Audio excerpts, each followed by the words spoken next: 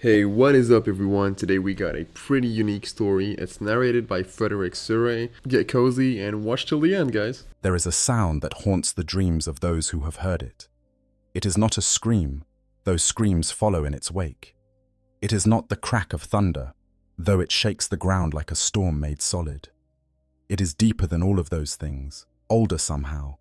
A bass rumble that starts beneath the earth and rises up through stone and steel and bone, until it fills the world from horizon to horizon. It is the sound of a footstep, a single step, taken by something so vast and so impossibly heavy that the planet itself seems to groan beneath its weight. And if you are unlucky enough to hear that sound, if you feel the tremor roll through your body and watch the dust leap from surfaces all around you, then you already know what is coming. You know that somewhere beyond the smoke and the ruin, rising above the shattered skyline like a cathedral torn free from its foundations and given terrible purpose, a god is walking. They call them titans, god machines, god engines, the walking embodiments of the machine. God's wrath made manifest in adamantium and ceramite. They are the largest and most powerful ground-based weapons in the arsenal of the Imperium of man, and in the grim darkness of the far future, where war is the only constant and humanity clings to survival by its bloodied fingernails. These colossal engines of destruction are among the few things that can truly turn the tide of a battle simply by being present. They are not mere vehicles. They are not simply bigger tanks or upscaled walkers. They are something else entirely. Something that blurs the line between weapon and cathedral, between machine and living thing, between tool and deity. Each one carries within its armored hull a consciousness, a machine spirit that thinks and feels and rages with a fury that has burned for centuries or even millennia.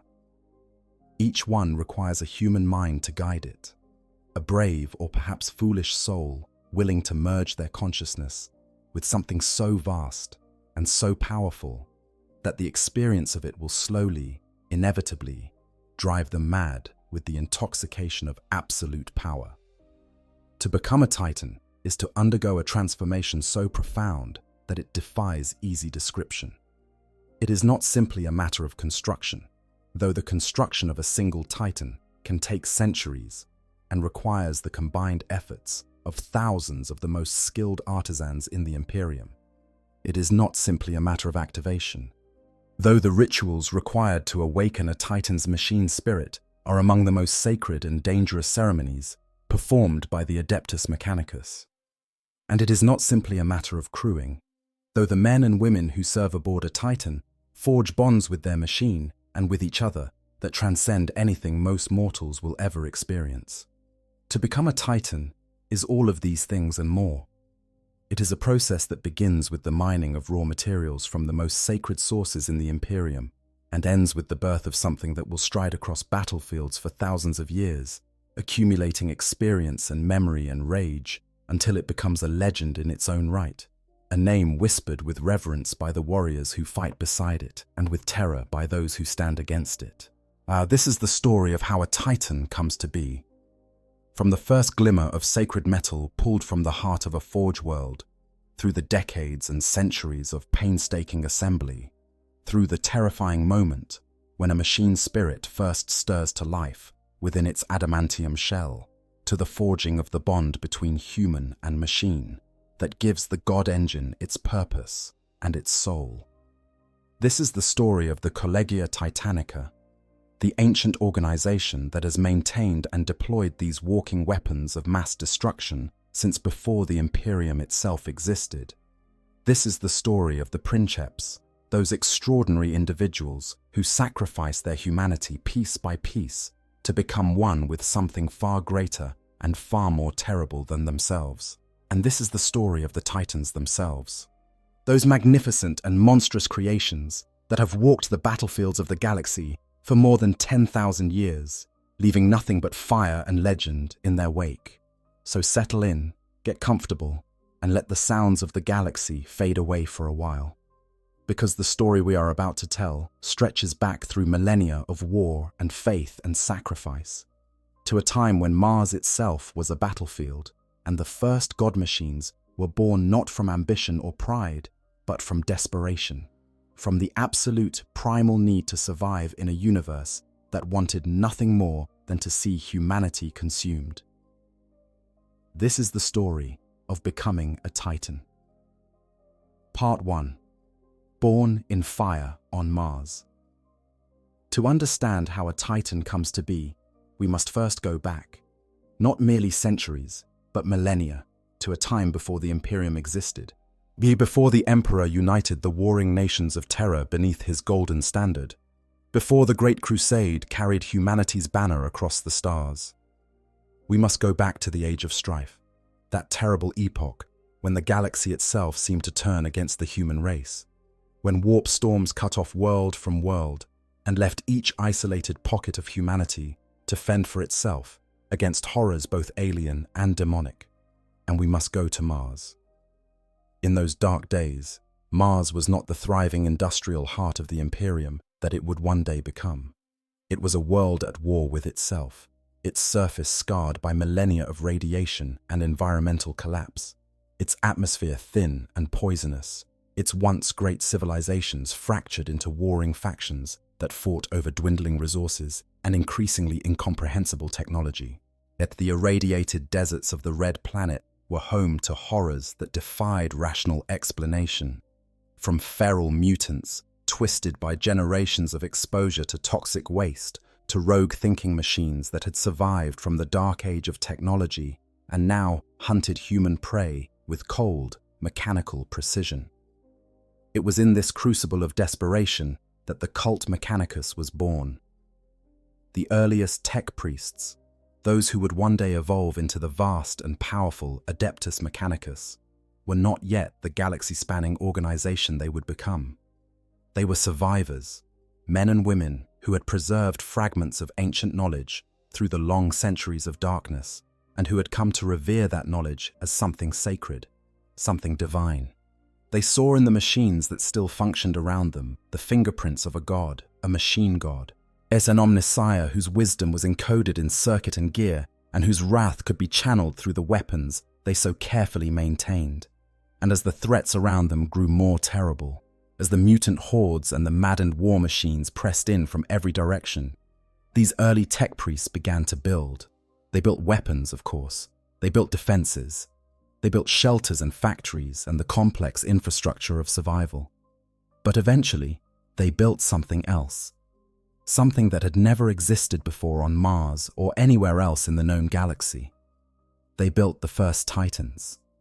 The exact circumstances of this first construction are lost to history, buried beneath millennia of myth and religious embellishment that makes it nearly impossible to separate fact from legend. What the surviving records suggest is that the first Titans were created during a period known as the Era of Pathogenesis, in response to a terrible war against a debased caste of techno-heretics known as the Psi Carnivora. These were beings that had merged themselves with machines in ways that even the early cult Mechanicus considered abominable, and they had risen from the irradiated wastes of Mars to threaten the very existence of the tech priests and their fledgling civilization. The Psi Carnivora were dangerous enemies. Their fusion of flesh and corrupted machine was powerful enough to overwhelm the conventional weapons and defenses that the cult Mechanicus possessed. Something new was needed, something that could match the Psi Carnivora's monstrous creations in both size and destructive capability. And so the tech priests turned their combined genius toward the creation of war machines that would tower above the battlefield, carrying weapons powerful enough to obliterate entire formations of the enemy, and armor thick enough to shrug off all but the most devastating attacks.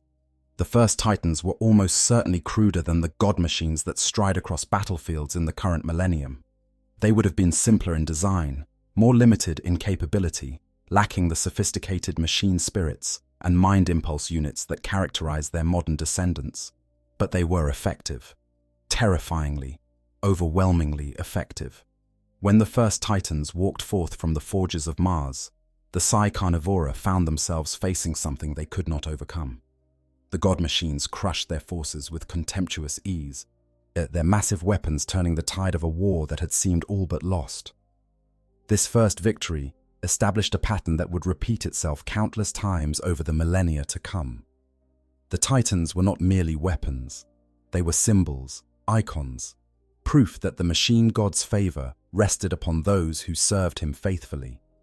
The tech priests who had built them were elevated to positions of immense prestige within the nascent cult Mechanicus, and the Titans themselves became objects of worship, their massive forms draped in sacred banners and inscribed with prayers and blessings that would accumulate over the centuries until every surface told a story of battles fought and enemies vanquished. As the war for Mars continued, the early tech priests refined their designs. New patterns of Titan emerged, in each larger and more powerful than the last. The first Titan orders were established, organizations dedicated to the operation and maintenance of these precious war machines. 3 of these orders stand out in the historical record as being among the very first to be raised on Mars, and they are collectively known as the Triad Ferrum Morgulus. These 3 legendary Titan legions are the Legio Mortis, the Legio Ignatum, and the Legio Tempestus. The Legio Mortis, known as the Death's Heads, would go on to become one of the most feared and infamous Titan legions in all of Imperial history. During the Horus Heresy, millennia after their founding, they would betray the Imperium and join the War Masters' rebellion, their most famous engine being the Imperator-class Titan Dies Irae, whose name would become synonymous with treachery and destruction. But in those early days on Mars, the Death's Heads were loyal defenders of the cult Mechanicus, their Titans standing firm against the horrors that crawled from the irradiated deserts. The Legio Ignatum, the Fire Wasps, earned their reputation through a different kind of distinction. Where other Titan orders might occasionally bend or retreat, the Fire Wasps never yielded a battlefield without a fight. Their oath was iron-bound and absolute. While any warrior of Ignatum still stood, no harm would come to those places left in their charge. This stubborn defiance, this refusal to give ground even when the situation seemed hopeless, would become the cornerstone of the Legio Ignatum's fame, and it served them well during the long wars to secure Mars from its many enemies. The Legio Tempestus, the Stormlords, claimed the Tharsis region of Mars as their territory, carving their fortress from the red basalt of Ascraeus Mons, one of the Red Planet's mightiest volcanoes. Throughout the Age of Strife, the Stormlords stood as sentinels against all who would threaten their domain, their Titans striding forth from their volcanic stronghold to crush any foe foolish enough to challenge them. Together, these 3 founding legions established the traditions and practices that would define the Titan legions for millennia to come. They developed the first standardized patterns of Titan construction, the first training programs for princeps and their crews, the first doctrines of deployment and combined arms warfare. They proved beyond doubt that the Titan was not merely an effective weapon, but the most devastating ground-based weapon system that humanity had ever created, capable of single-handedly turning the tide of a battle and changing the course of a war. But Mars was only the beginning. As the Age of Strife continued, and the cult Mechanicus began to expand beyond the Red Planet, sending colonial fleets through the dangerous warp to establish new Forge worlds on distant planets, the Titan legions went with them. Each new Forge world that was successfully established became the home of its own Titan legion, its own cadre of princeps and moderati, its own sacred forges, where new god machines could be constructed according to the ancient patterns preserved from Mars. The Legio Metallica, the Iron Skulls, based themselves on the Forge world of Metallica in the Ultima Segmentum near the dangerous Orc Empire of Charadon, as living in a constant state of readiness against the endless green tide. The Legio Fortidus, the Dauntless, were among the ancient Martian legions, proud of their heritage, even as they were scattered across the galaxy in service to the Imperium's expansion. When the Emperor finally emerged from Terra and forged his alliance with Mars through the Treaty of Olympus, The Titan legions were among the most valuable military assets that the Mechanicum brought to the table. The Fabricator General of Mars proclaimed that the many Titan orders should be recognized as a distinct class within the greater corpus of the Mechanicum, that their doctrines, traditions, and battle honors might be propagated and preserved for the good of all mankind. This body was named the Collegia Titanica, and while the individual legions would remain subservient to the will of their respective forge lords, the Collegia would soon become a politically influential entity within the emerging structures of the nascent Imperium. The Great Crusade that followed the Emperor's alliance with Mars saw the Titan legions deployed to the forefront of the Imperium's expansion. God machines walked on worlds that had never seen such wonders, their colossal forms breaking the back of resistance that would have stymied lesser forces for years. The Titans carried the light of unification to the benighted worlds of mankind, and in doing so, they wrote their names into the very fabric of imperial history. Countless worlds were brought to compliance, numerous alien empires cast down, and through it all, the Titan legions fought with a fury and a devotion that earned them a place among the most celebrated military formations of the Great Crusade era. But even as the Imperium expanded and the Titan legions covered themselves in glory, the seeds of a terrible betrayal were being sown.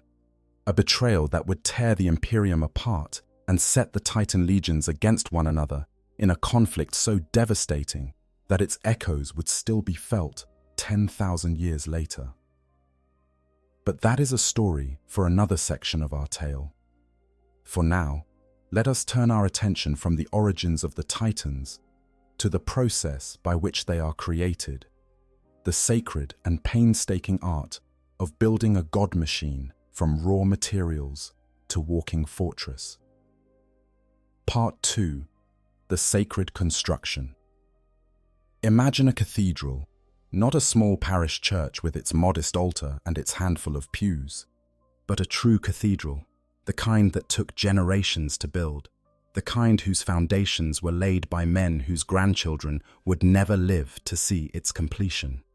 Now imagine that this cathedral could walk, that it could speak with a voice like thunder, that it could level a city with the weapons mounted on its arms and shoulders, that within its armored hull beat a heart of plasma fire hot enough to melt steel, and that somewhere deep within its core, something was aware, something was watching, something was dreaming of war.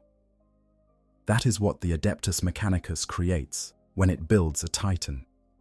And the process of that creation is as much a religious ceremony as it is an act of engineering. The construction of a Titan is, without exaggeration, one of the most complex and demanding undertakings in the entire Imperium of man. Unlike many other pieces of advanced imperial technology, whose methods of construction have been lost to the general decay of knowledge over the millennia, the Adeptus Mechanicus has maintained the necessary understanding of how to build most Titan variants. This is partly because Titans were not originally built using standard template construct templates from the dark age of technology, with one notable exception. Instead, they were developed through the independent ingenuity of the early cult Mechanicus on Mars, and the knowledge of their construction has been passed down through an unbroken chain of tradition and ritual from those earliest days to the present. But maintaining the knowledge and actually putting it into practice are two very different things. The construction of a single Titan can take decades, and in some cases, the process has been known to stretch across centuries, drawing on the skills of the most experienced and talented fabricators that a forge world can produce, along with the purest and most carefully sourced raw materials available anywhere in the Imperium.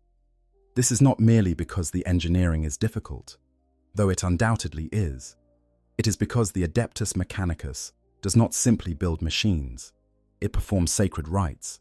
Every step of the construction process is accompanied by prayers and rituals, by blessings and consecrations, by ceremonies that must be performed with absolute precision if the machine spirit that will eventually inhabit the Titan is to be properly formed and properly sanctified. The process begins long before any metal is shaped or any circuit is laid. It begins with the selection of materials. The adamantium that will form the Titan's skeleton must come from the purest sources, mined from specific veins that have been blessed by senior tech priests and tested for any trace of corruption or impurity. The ceramite that will compose its armor plates must be fired in sacred kilns according to recipes that have remained unchanged for thousands of years. The plasma reactor that will serve as the Titan's heart must be assembled from components manufactured to tolerances so fine that a single micron of deviation could result in catastrophic failure. And the thousands of other components, from weapon systems to life support units, from sensor arrays to communications equipment, each must be individually crafted, tested, blessed, and installed according to rituals that have been refined over millennia of practice. And only the most prestigious forge worlds in the Imperium possess the capability to construct Titans in any significant quantity.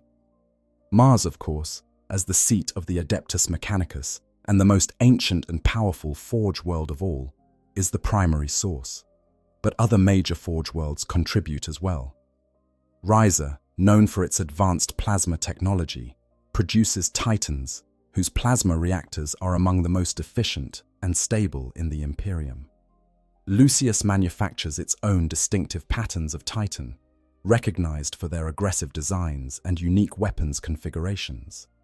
And Graia, another of the great forge worlds, maintains its own traditions of Titan construction that stretch back to the earliest days of the Mechanicum.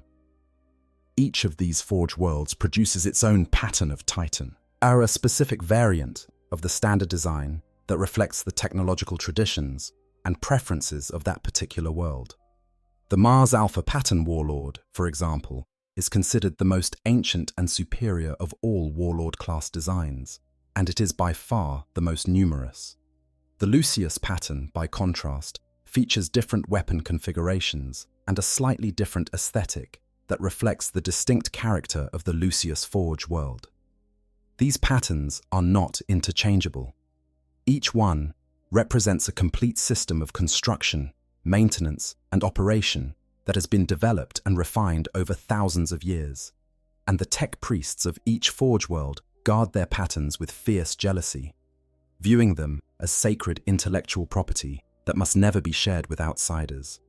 The actual assembly of a Titan is a process that unfolds in stages, each one building upon the last, each one requiring the completion of specific rituals before the next can begin. The first stage involves the construction of the skeletal frame, the massive adamantium armature that will support the Titan's weight and provide the structural foundation for everything that follows. This frame is assembled piece by piece, each joint and connection point blessed individually by a tech priest who specializes in that particular aspect of the construction. The process is painfully slow by the standards of modern manufacturing, but speed is not the objective.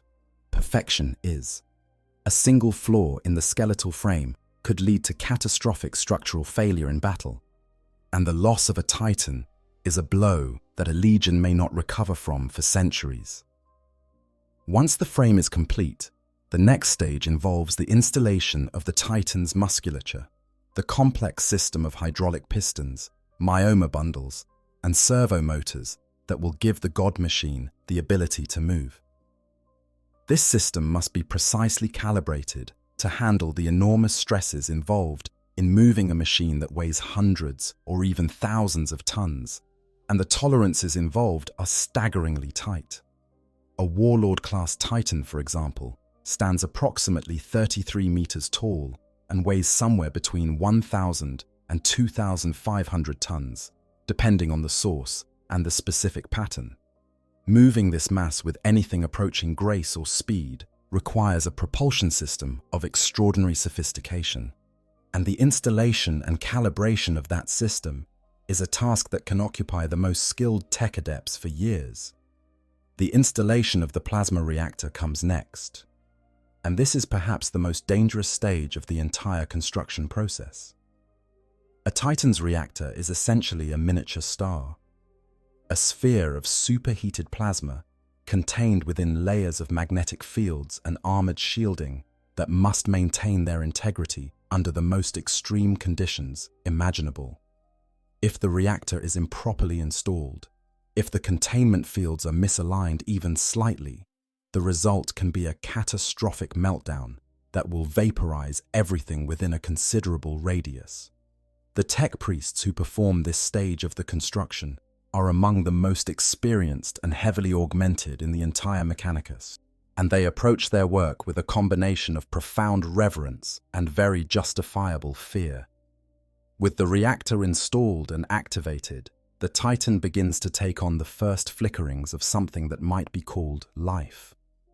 The power coursing through its systems causes sensors to activate, circuits to engage, and the first stirrings of the machine spirit to manifest in the form of subtle electromagnetic patterns that the tech priests monitor with obsessive attention. This is a critical moment in the Titan's creation, because the character of the machine spirit that develops during this early stage of activation will define the engine's personality for the rest of its existence. A machine spirit that forms quickly and aggressively will produce a Titan that is fierce and difficult to control, one that will constantly push against the will of its princeps and seek to override human commands in favor of its own instincts. A machine spirit that develops more slowly and cautiously will result in a more tractable engine, one that is easier to command but perhaps lacking the raw ferocity that can make the difference in the most desperate battles. The armoring of the Titan follows the installation of its internal systems. Layer upon layer of ceramite and adamantium are bolted, welded, and sealed to the Titan's frame, each plate individually shaped and fitted to provide maximum protection while still allowing the machine to move freely. The process is remarkably similar to the armoring of a medieval knight, with each piece of plate covering a specific area and overlapping with its neighbors to eliminate gaps that an enemy might exploit. The difference, of course, is one of scale. Where a knight's armor might weigh perhaps 25 kilograms, a Titan's armor can weigh hundreds of tons, and the plates themselves are thick enough to shrug off weapons that would reduce a main battle tank to a smoking crater. The final stages of construction involve the installation of the Titan's weapon systems, its sensor arrays, its communications equipment, its void shield generators, and the all-important command systems that will allow a princeps and crew to interface with and control the God Machine. These last components are the most technologically sophisticated elements of the entire Titan, representing the pinnacle of the Adeptus Mechanicus's understanding of human-machine interaction. The Mind Impulse Unit, which we will discuss in much greater detail later, is the keystone of this system, the device that allows a human mind to merge with the Titan's machine spirit and become one with the God Engine. Without it, the Titan would be nothing more than an extraordinarily large and expensive piece of hardware.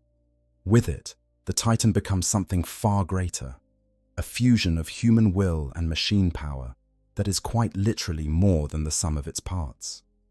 Throughout the entire construction process, from first foundation to final blessing, the Forge World's population is involved.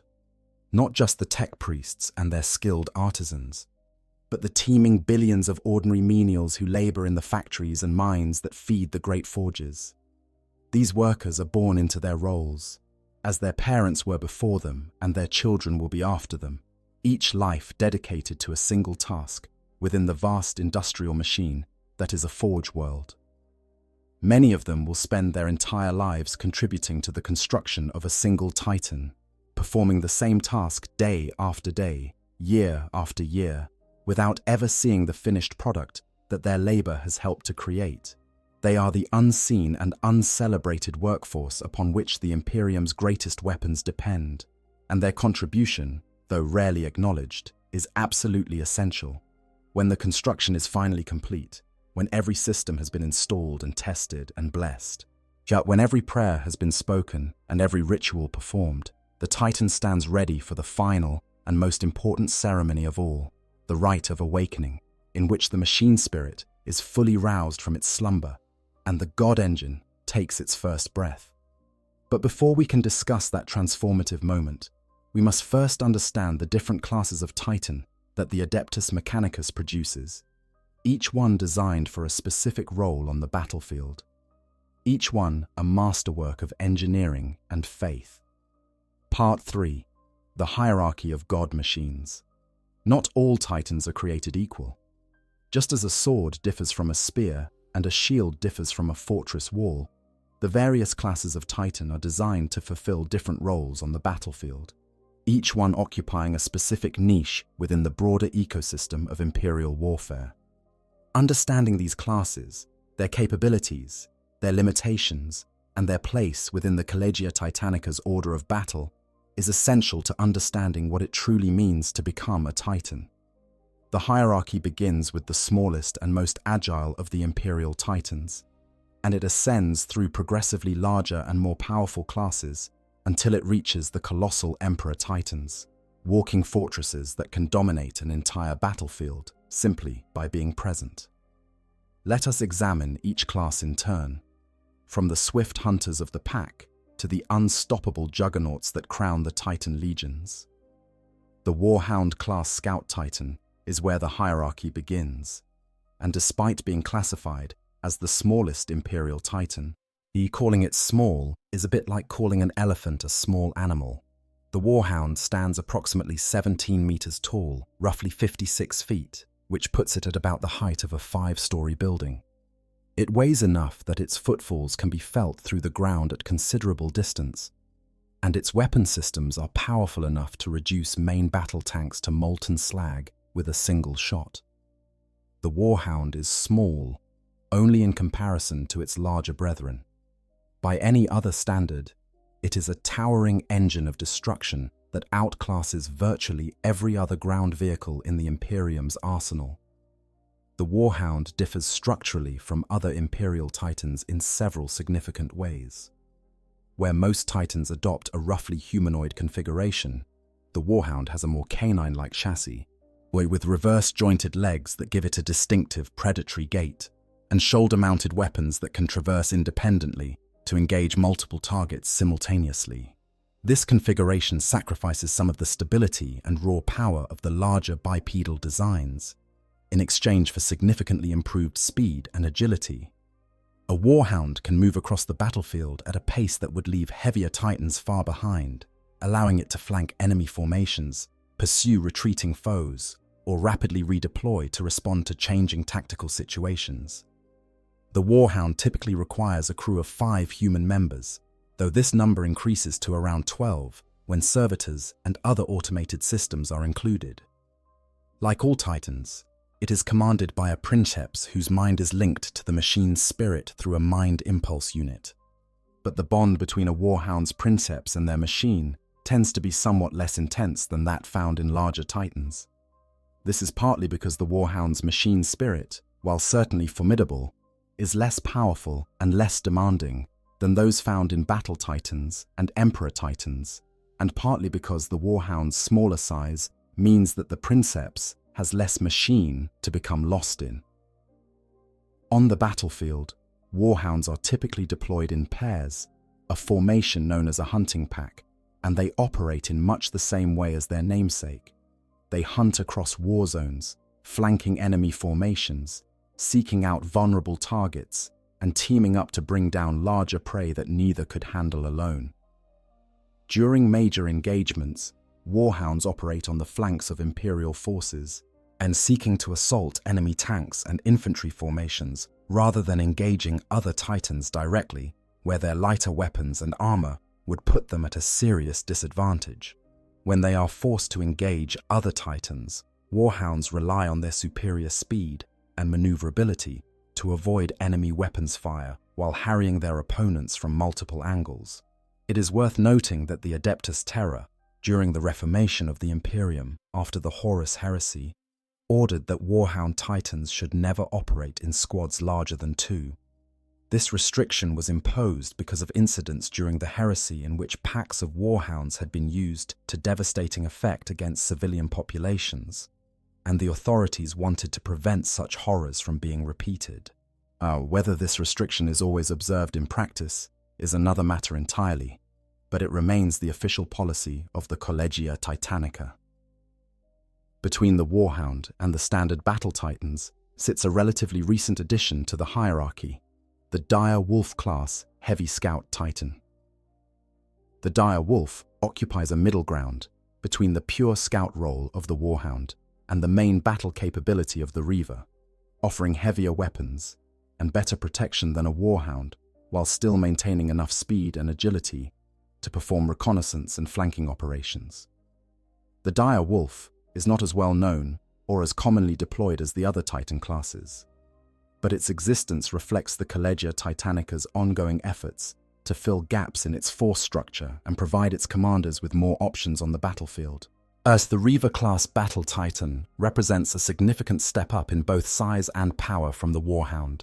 Standing approximately 25 meters tall, roughly 83 feet, the Reaver is the main line brawler of the Titan legions. It combines substantial firepower and multiple layers of void shielding with respectable maneuverability, making it a versatile and dangerous opponent in virtually any combat situation. The Reaver mounts 2 arm-mounted weapons and a single carapace-mounted weapon system, giving it a flexible and potent armament that can be configured for a variety of roles. The Reaver is described in Imperial records as an older design than the Warlord, and there are some indications that the technological secrets required for its manufacture may be gradually being lost to certain Forge worlds. This is a common and deeply troubling pattern in the Imperium, where the slow decay of knowledge over the millennia means that the civilization is constantly losing the ability to produce its own technology. For this reason, Reaver-class Titans are increasingly being assigned to fire support roles, where their value can be maximized while minimizing the risk of losing an irreplaceable asset in close combat. Unlike Warhounds, Reavers can use close combat weapons, massive power fists, and chain blades that are devastatingly effective in Titan-scale hand-to-hand fighting. But the Mechanicus is increasingly reluctant to risk them in such engagements, preferring to keep them at range where their long arms can do their work without exposing the Titan to unnecessary danger. Then there is the Warbringer class, while a medium battle Titan that sits halfway between the Reaver and the Warlord. The Warbringer Nemesis configuration, the most commonly encountered variant, is a dedicated siege platform and anti-Titan weapon, mounting a massive Warlord-class Quake cannon as its primary armament. This gives a chassis that is only slightly larger than a Reaver the ability to carry and fire a weapon normally reserved for much heavier engines, making the Warbringer Nemesis a specialized and extremely valuable asset in any engagement where long-range firepower is required. The Warbringer's machine spirit is renowned for its aggressive temperament, and there are numerous accounts in the records of the Collegia Titanica of these Titans locking onto targets and assuming firing positions before their crews are even aware of the approaching threat. The Warlord-class Battle Titan is the heart and soul of the Titan legions. It is the most common class of Battle Titan in use by the Imperium, and it is the Titan that most people think of when they hear the word God Machine. Standing approximately 33 meters tall, roughly 108 feet, and weighing somewhere between 1,000 and 2,500 tons, depending on the source and configuration, the Warlord is a true Leviathan of the battlefield, a walking fortress that carries enough firepower to level entire city blocks and enough armor to shrug off all but the most devastating weapons. The Warlord's primary advantage is its incredible versatility. It mounts 4 weapon hardpoints, 2 on its arms and 2 on its carapace, which can be configured with a wide variety of Battle Titan-grade armaments. And popular configurations include the Bellicosa Volcano Cannon, a massive directed energy weapon capable of burning through the armor of even the heaviest targets. The Macro Gatling Blaster, a preposterously large rotary cannon that can obliterate infantry formations and light vehicles by the score. The Sunfree Pattern Plasma Annihilator, which projects bolts of superheated plasma that can melt through virtually anything. And the Ariok Power Claw, an enormous close combat weapon that can crush enemy titans in its grip. The Warlord can also mount Apocalypse missile launchers on its carapace, providing long-range indirect fire capability that makes it dangerous even to enemies that think they are safely behind cover. The Warlord's crew is larger than that of the smaller Titan classes, or consisting of a princeps and several moderati housed in the armored head of the machine, along with one or more tech priests and their associated servitors who tend to the reactor and other vital systems in the Titan's body. The command crew connects with the Titan through the mind impulse unit, viewing the outside world through the shared sensory space known as the manifold. In many legions, the princeps is housed in an amniotic tank, a device filled with a polycarbon fluid that suspends the individual's body and creates a deeper, more immersive connection with the Titan's machine spirit. Honestly, this is one of those topics where the more you dig into it, the more it gets under your skin. I went into this thinking I was going to talk about cool robots, and I came out the other side genuinely unsettled by the whole princeps situation. The idea that you slowly lose yourself every single time you plug in, that the thing you love doing is the exact thing that's erasing who you are, that messes with me. It reminds me of one of those stories about deep sea divers who get addicted to the pressure, or musicians who destroy their hearing doing the one thing that gives their life meaning. There's something painfully human buried inside of all the gothic sci-fi excess here, and I think that is why Titans stick with people more than most 40k concepts do. They're not just big machines, they are a tragedy wearing armor plating. But anyway, that's just my take. Let's get back to the video. The Titan's cockpit is typically split into two levels, with the moderati, steersman, and sensori seats placed in the chin, while the princeps's amniotic tank is positioned behind them. Emergency provisions include fire suppression systems, or weapons lockers containing shotguns and lascarbines for repelling boarders, and access to chemical stimulants that can keep the crew functioning for over 8 continuous days of combat, though by that point they will be dangerously exhausted. The Mars Alpha Pattern Warlord is considered the most ancient and superior of all Warlord designs.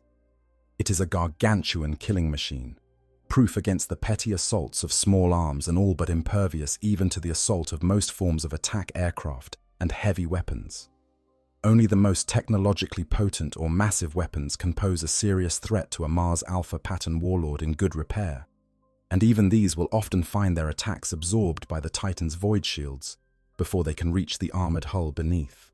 Above the Warlord sits the Warmaster class Heavy Battle Titan, a more recent addition to the Imperial arsenal that is larger and more powerful than the Warlord, while still falling short of the truly colossal Emperor Titans.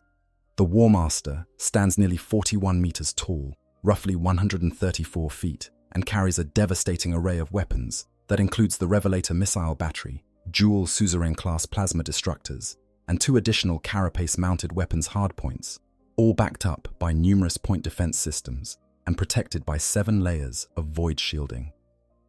The Warmaster Iconoclast variant is particularly noteworthy for the ferocity of its machine spirit, which displays a lust for war and a bellicose disposition that is more akin to a frenzied animal than the typical consciousness found in other god engines. Only the most self-assured princeps have the strength of will necessary to tame such a beast. And then, at the very pinnacle of the hierarchy, stand the Emperor Titans. These are the largest and most powerful mobile weapon systems in the entire arsenal of the Imperium, exceeded in firepower only by the void ships of the Imperial Navy. There are 2 classes of Emperor Titan, the Imperator and the Warmonger.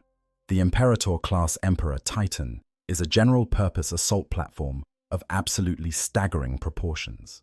The exact size of an Imperator has been the subject of considerable debate among Imperial scholars, with some sources citing dimensions that would make it taller than most skyscrapers. What is beyond dispute is that the Imperator dwarfs even the mighty Warlord, its massive form dominating the battlefield in a way that few other things in the galaxy can match. The most striking feature of an Imperator Titan is the fortified, cathedral-like structure that occupies the entire upper half of its chassis. This structure is exactly what it appears to be. A working cathedral, complete with spired towers, stained glass viewing portals, and space for a garrison of Skitarii tech guard to repel any enemies foolish enough to attempt to board the god machine. The presence of this sacred structure is not merely aesthetic. It serves as a physical manifestation of the cult Mechanicus's belief that the Emperor Titans are the machine god's walking embodiments, and the rituals performed within its walls during battle are believed to strengthen the Titan's machine spirit and bring the favor of the Omnissiah down upon its weapons. Emperor Titans are loaded with pre-installed weapons systems, and their mounting points can handle Titan-grade weapons too large for even other Battle Titan classes. They do not carry close combat weapons, as their sole focus is on ranged firepower of such devastating power that close combat is largely unnecessary.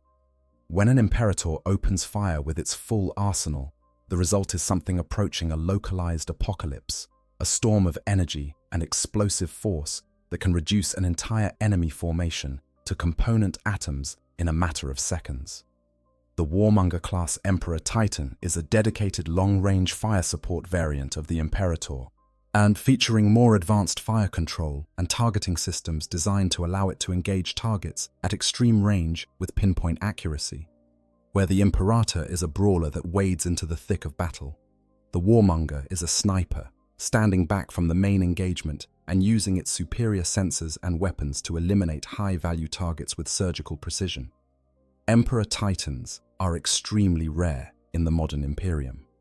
The Adeptus Mechanicus has lost the capability to manufacture new ones, meaning that every surviving example is an irreplaceable relic that has been maintained and repaired over millennia of service.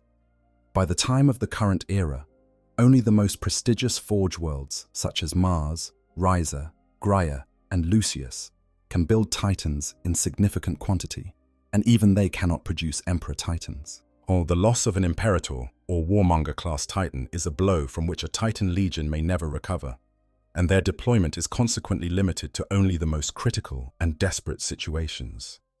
This hierarchy of Titan classes, from the swift Warhound to the colossal Imperator, represents a comprehensive system of ground-based warfare that has served the Imperium for more than 10,000 years.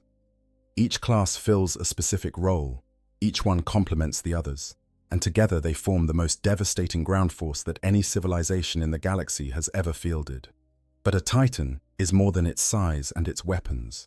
It is more than its armor and its reactor and its void shields. At the heart of every Titan, whether it is the smallest Warhound or the mightiest Imperator, dwells something that sets it apart from every other machine in the Imperium's arsenal. It dwells in a consciousness. Part 4. The machine spirit awakens. There is a moment in the creation of every Titan when the machine ceases to be merely a machine, when the complex interactions of its circuitry, its cogitators, its sensor arrays, and its power systems produce something that transcends the sum of its parts, something that watches, something that thinks, something that feels, in its own alien and mechanical way, the stirrings of emotion and desire and will. The tech priests of the Adeptus Mechanicus call this emergence the awakening of the machine spirit, and it is simultaneously the most sacred and the most dangerous moment in the entire process of Titan construction. Yet the concept of the machine spirit is central to the theology of the cult Mechanicus. The tech priests believe that every machine, from the simplest laser gun to the most complex starship, contains within it a fragment of divine essence, a spark of the machine god's consciousness that gives the device its purpose and its function. In most machines, this spirit is simple and passive, manifesting only as the general tendency of well-maintained equipment to function reliably and poorly maintained equipment to malfunction at the worst possible moment. But in the most complex and powerful machines, particularly in Titans and Imperial Knights, the machine spirit is something altogether different. It is potent, aggressive, self-aware in a limited but undeniable sense, and possessed of a personality and a will that can sometimes override the commands of its human operators. The precise nature of Titan machine spirits has been the subject of intense debate within the Mechanicus for millennia. Are they true artificial intelligences, skirting the prohibition on abominable intelligence that has been in force since the Emperor's decree following the rebellion of the Men of Iron during the Age of Strife? Are they something more mystical, genuine spirits in the theological sense, fragments of divine consciousness that take up residence in machines of sufficient complexity? Or are they something else entirely, a phenomenon that defies easy categorization, born from the intersection of advanced technology, ancient programming, and the subtle psychic influence of the humans who interact with them over centuries and millennia. The truth is that nobody knows for certain, and the Mechanicus is not particularly interested in finding out. What matters to the tech priests is not what the machine spirit is, but what it does. And what it does is remarkable. A Titan's machine spirit is capable of independent action, of exhibiting preferences and aversions, of displaying what can only be described as emotion. It can feel hatred for particular enemies, stubbornness in the face of commands it does not agree with, satisfaction when its weapons find their mark, and rage when its armor is breached or its systems damaged. It remembers previous battles and previous opponents, and this accumulated experience shapes its behavior in ways that can sometimes surprise even the most seasoned princeps. The awakening of a machine spirit during the construction of a new Titan is a process that unfolds gradually, typically beginning when the plasma reactor is first activated and power begins to flow through the engine's systems. In the earliest stages, the spirit manifests as nothing more than subtle, electromagnetic fluctuations that the monitoring tech priests observe with careful attention. But as more systems come online, as the Titan's sensors begin to feed it information about its environment and its weapon systems begin their initial diagnostics, the spirit grows rapidly in complexity and intensity.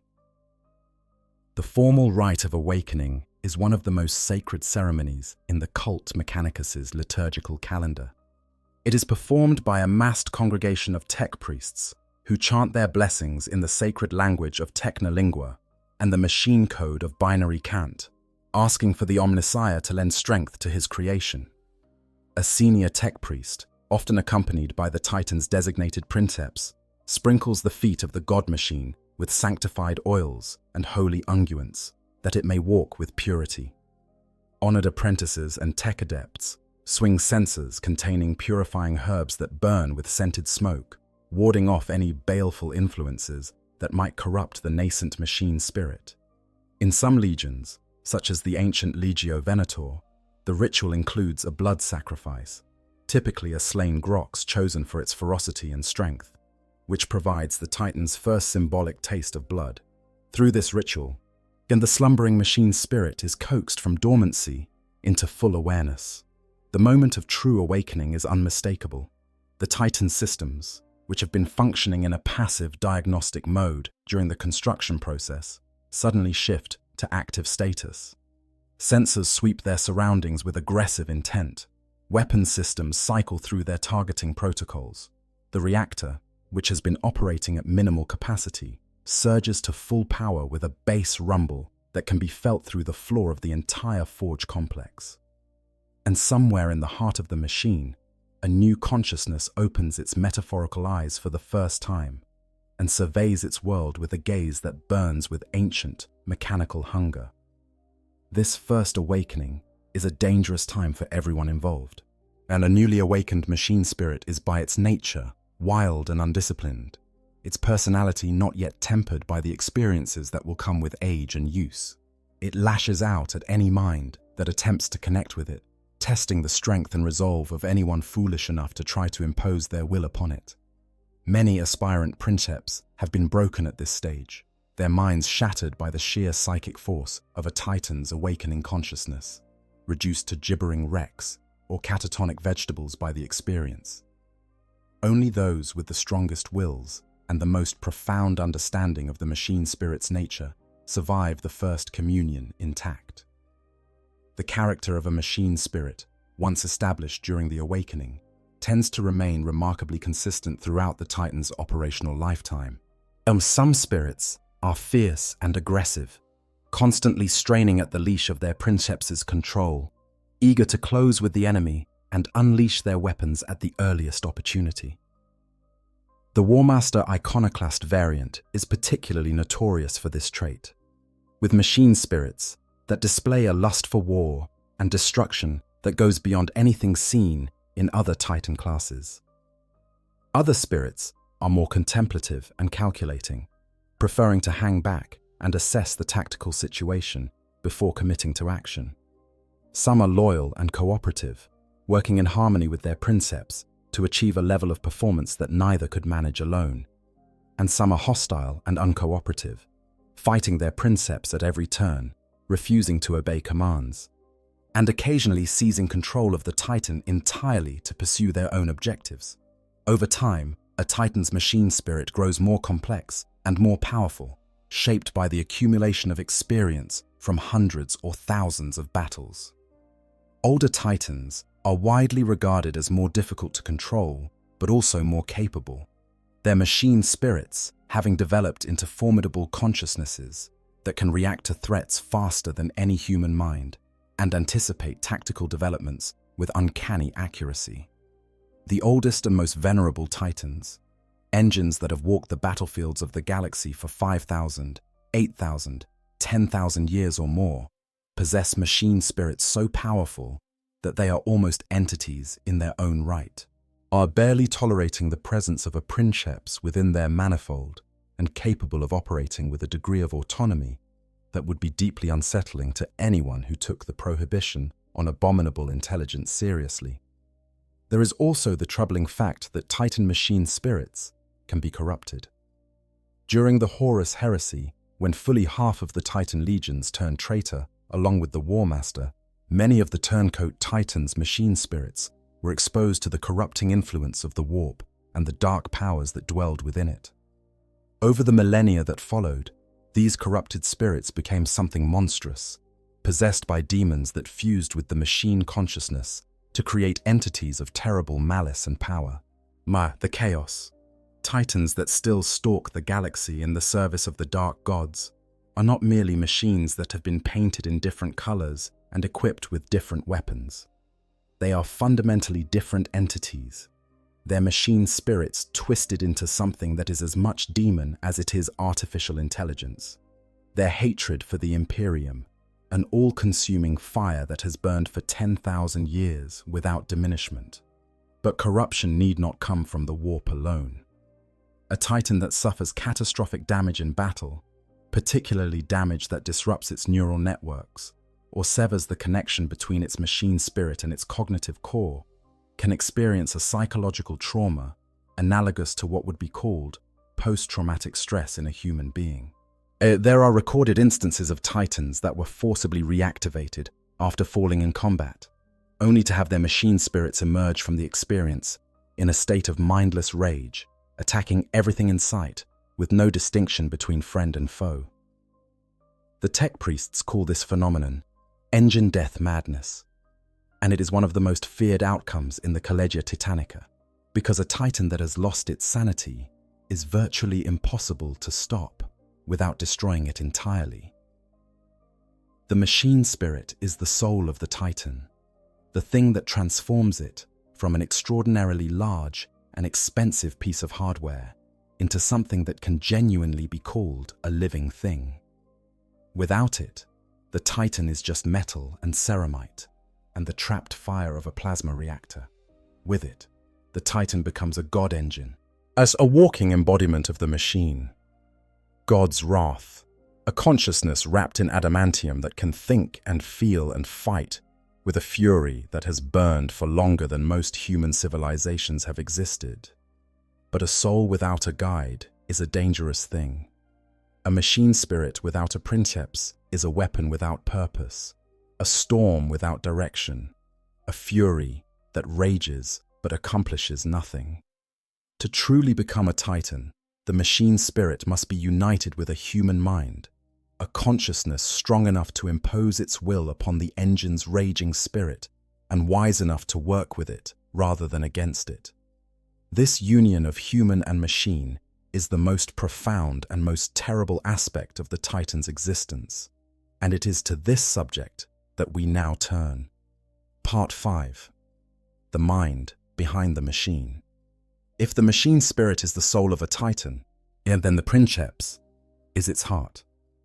The princeps is the individual who commands the god engine, who merges their consciousness with the machine spirit through the ancient technology of the mind impulse unit, who becomes, for as long as the link is active, not merely the operator of the Titan, but an integral part of it, a human mind fused with a mechanical consciousness in a union that is simultaneously glorious and terrifying and deeply, profoundly tragic.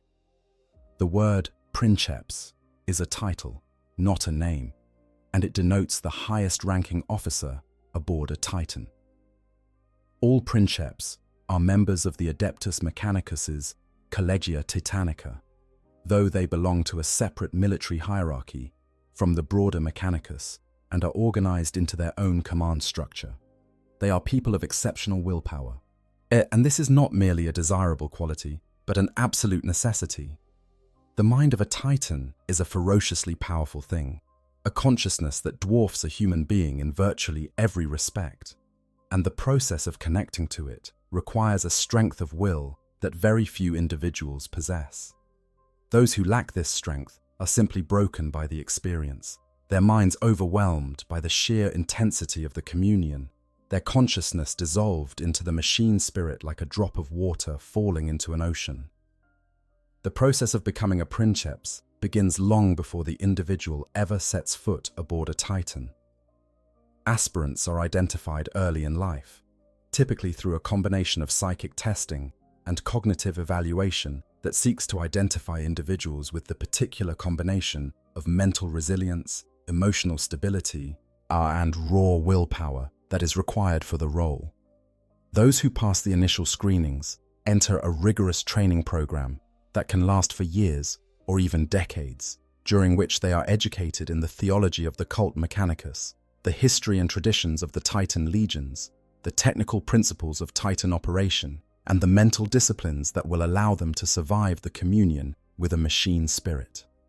But the most important step in the transformation from aspirant to princeps is the cybernetic augmentation that will allow the individual to physically interface with the Titan's mind impulse unit. This augmentation is extensive, invasive, and irreversible. At its most basic, it involves the implantation of cybernetic socket connectors in the skull and neck, along with cyber-optic implants that allow the princeps to receive visual data directly from the Titan's sensor arrays. Some Titan legions supplement these basic implants with spinal connectors that link the MIU directly to the spinal cord, or with auxiliary haptic connectors that provide additional sensory feedback. In its most extreme form, the augmentation involves the complete entombment of the princeps within an amniotic tank, a sealed casket filled with a polycarbon fluid that suspends the individual's body and creates a much deeper and more immersive connection with the Titan's machine spirit. In these cases, the princeps's hands and feet, rendered useless by the entombment, are sometimes amputated and replaced with augmetic haptic sheaths that serve as additional interface points. The eyes may also be removed, again with the sense of sight replaced entirely by the Titan's sensor arrays. The eye sockets then serve as yet another medium of connection, the ocular nerves repurposed to carry data rather than visual information. This level of modification is deeply unsettling, even to other members of the Mechanicus. A princeps who has undergone amniotic entombment is barely recognizable as human, their body a collection of cybernetic interfaces and life support systems suspended in a tank of viscous fluid, their consciousness more at home in the digital landscape of the manifold than in the physical world they were born into.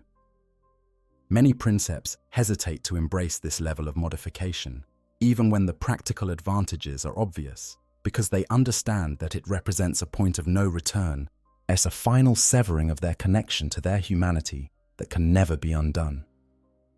The mind, impulse unit itself, is a masterwork of ancient technology, a device that creates a cybernetic bridge between the human brain and the Titan's machine spirit.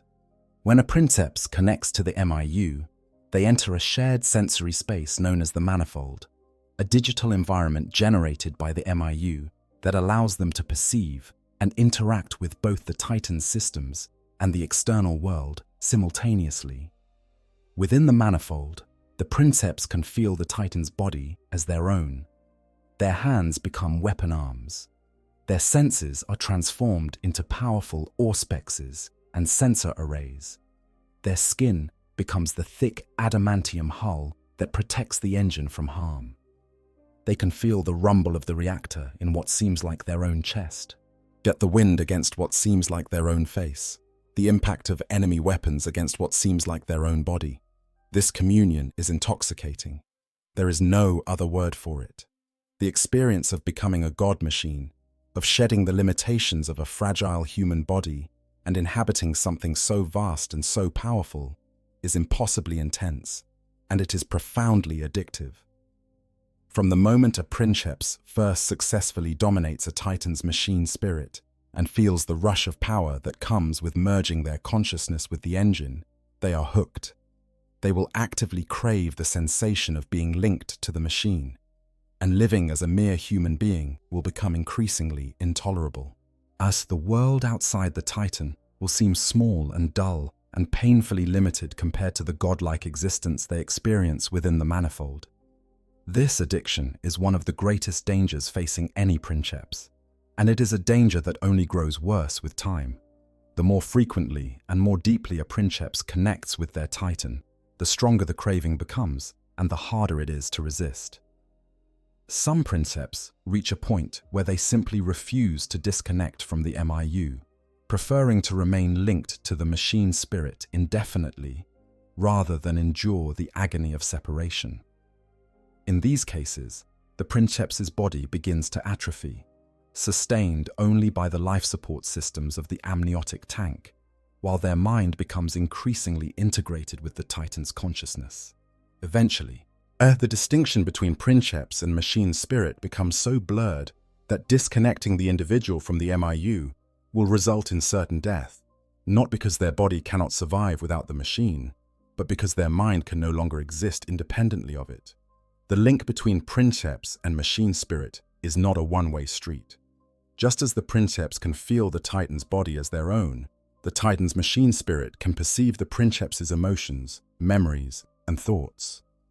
This mutual awareness creates a bond that goes beyond anything that mere technology should be capable of producing. Over time, princeps and machine spirit learn to anticipate each other's reactions, to complement each other's strengths, and compensate for each other's weaknesses.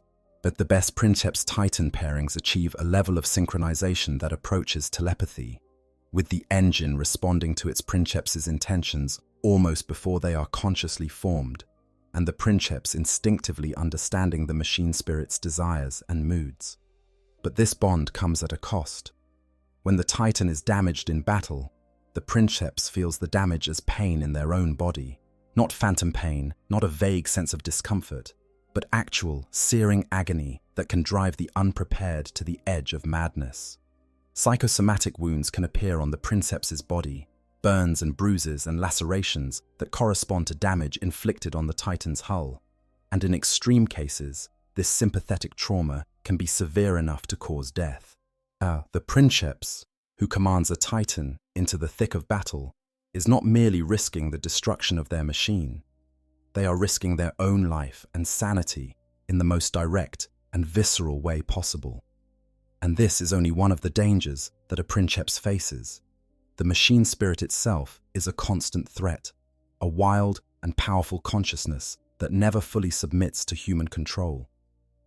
Each time a princeps reconnects with their titan's MIU, they must first overcome the machine spirit's resistance and force it to acknowledge them as its master.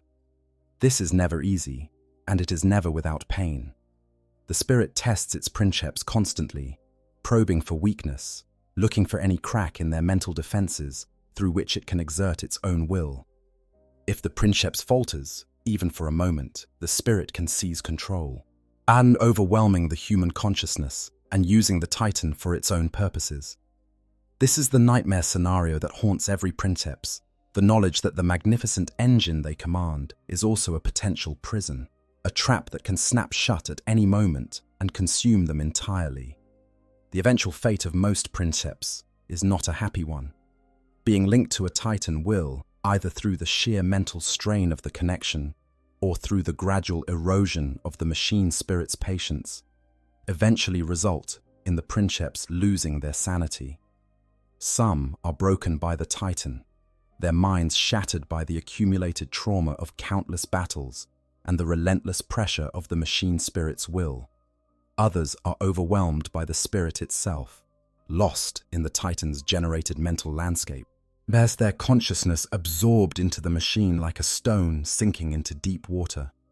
And some simply fade away, their humanity worn down by decades or centuries of service until nothing remains but a thin veneer of personality stretched over a core of pure machine consciousness.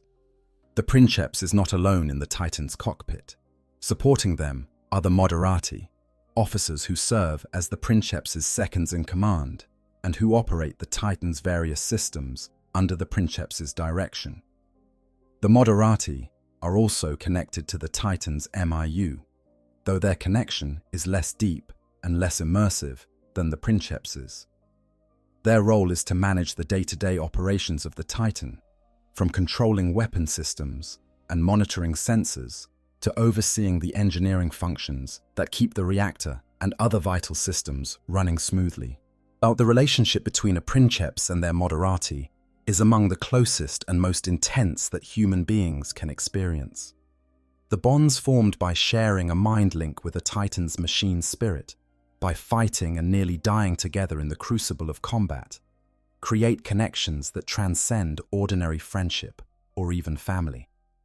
Princeps and moderati are often more closely knit than most families, their emotional lives intertwined to a degree that outsiders find difficult to understand. The loss of a moderatus is felt by the princeps not merely as the death of a colleague, but as the severing of a part of their own consciousness, a psychic wound that can take years to heal. Other crew members include tech priests who maintain the reactor and other systems from secluded alcoves within the Titan's body. Servitors hardwired into various subsystems to provide additional monitoring and control capability. And in the largest Titans, engineering crews, gunnery teams, and even press-ganged ratings who keep the thousands of minor systems functioning. The Warlord-class Titan, for example, has been described as requiring over 100 crew members when all support personnel are included, though the exact number varies depending on the source and the specific configuration. Together, this crew forms a community, a miniature society sealed within the adamantium hull of a walking fortress, united by their shared bond with the machine spirit and their mutual dependence on each other for survival. They eat together, sleep together, fight together, and die together. And the bonds they form in the process are among the strongest and most enduring in the Imperium. This is what it means to become one with a Titan. It means surrendering your humanity, piece by piece, in exchange for the intoxicating experience of becoming something far greater than yourself. It means forming bonds with other human beings that go deeper than love or friendship, bonds forged in the fires of combat and tempered by the shared experience of communion with a machine consciousness that is at once magnificent and terrifying. It means accepting that you will probably go mad, that you will probably die in agony, and that the experience will be worth it because nothing else in the galaxy can compare to the feeling of being a god. Part 6. The Collegia Titanica. The Titans do not walk alone, for all their individual power, for all the devastation that a single god engine can wreak upon a battlefield. The Titans are at their most effective when they operate as part of a larger organization, a disciplined and coordinated force that can bring the full weight of its collective firepower to bear on the enemy with devastating precision. This organization is the Collegia Titanica, the ancient and venerable institution that has overseen the operation and deployment of the Imperium's Titans since before the Imperium itself existed.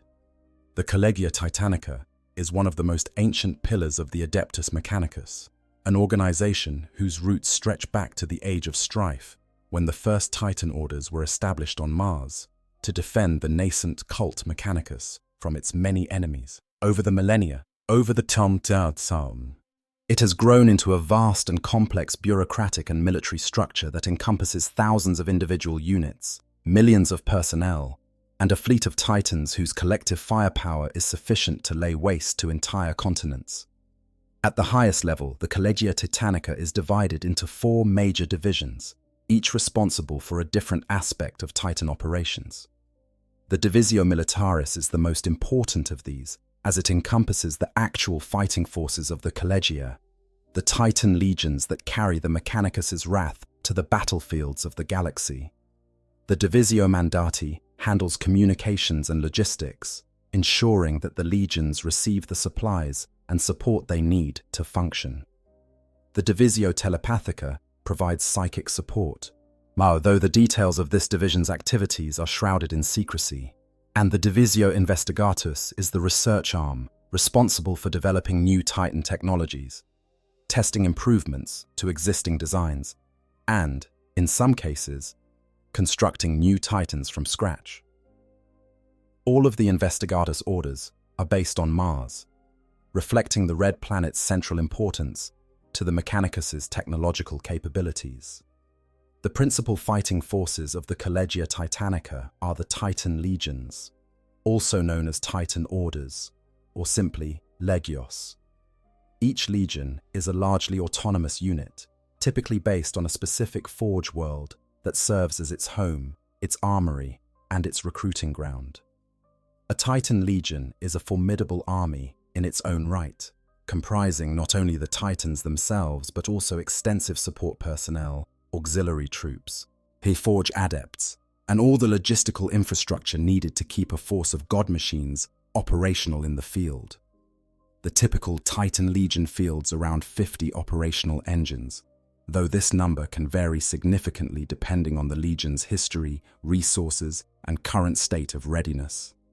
Some legions, particularly those based on the most prestigious and productive forge worlds, may field significantly more, while others, decimated by centuries of warfare and unable to replace their losses, may be reduced to a handful of operational Titans struggling to maintain their combat effectiveness. Losses within a Titan Legion are extraordinarily difficult to replace. The construction of a new Titan is so laborious and time-consuming that battle losses can take centuries to make good, and in some cases, the technological knowledge required to build certain Titan variants has been lost entirely, meaning that the loss of that engine is truly irreversible.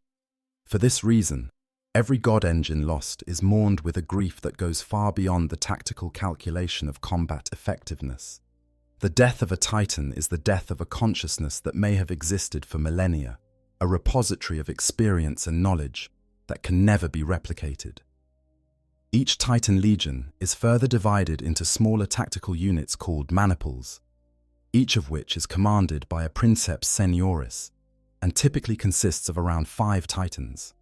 There are countless maniple variations, each designed for a specific type of engagement, but the most common is the Axiom Maniple, which consists of a Warlord Titan as the formation's leader, a pair of Reavers for support, and a pack of 2 Warhounds for scouting and flanking.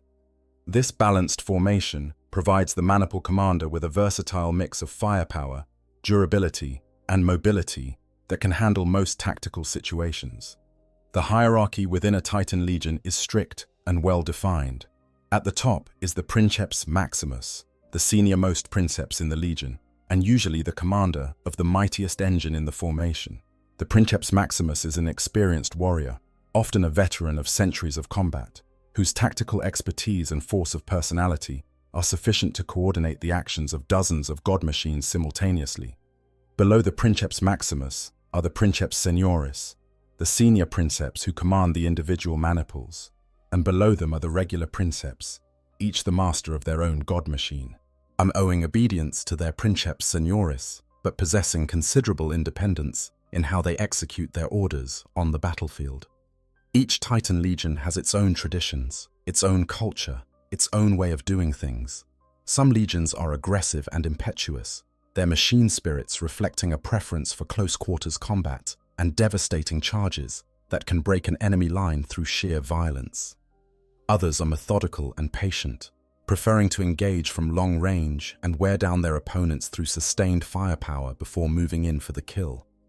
Some are deeply religious, their crews performing elaborate rituals of purification and blessing before every engagement.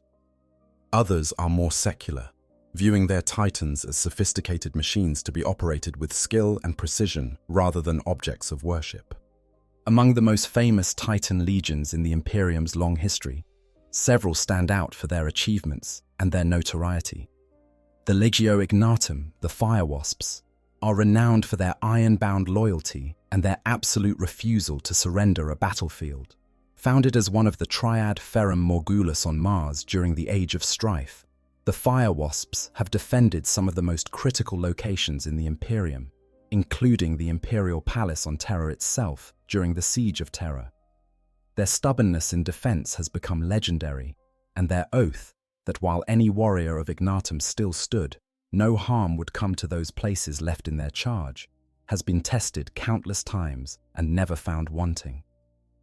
The Legio Metallica, the Iron Skulls, based on the forge world of Metallica in the Ultima Segmentum, must live in a constant state of readiness due to their proximity to the Orc Empire of Sharadon. The Iron Skulls are veterans of centuries of conflict against the Greenskins, and their experience in fighting Orc forces has made them experts in dealing with the particular challenges posed by alien technology and alien tactics. During the Second War for Armageddon, the Iron Skull's acting commander, Princeps Senioris Curtius Mannheim, demonstrated the kind of sacrifice that defines the Titan legions when he ordered his warlord Titan, the Steelhammer, to be taken into the center of the Orc forces before its reactor melted down. The resulting detonation destroyed half a dozen Orc gargants in a single catastrophic blast, delivering a powerful message that the Collegia Titanica would never rest while a single enemy lived to threaten Imperial soil. The Legio Griffonicus, the War Griffins, are among the most decorated Titan legions in the Imperium's service, having participated in virtually every major conflict since the Great Crusade. The Legio Asterum, the Warp Runners, are notable for their willingness to push the boundaries of Titan deployment, using unconventional tactics and strategies that sometimes put them at odds with the more conservative elements of the Collegia Titanica. And the Legio Tempestus, the Stormlords, carry a complicated legacy as one of the founding legions, whose loyalty was cast into doubt during the Horus Heresy, when elements of the legion turned traitor while others remained loyal, creating a schism that has never been fully healed.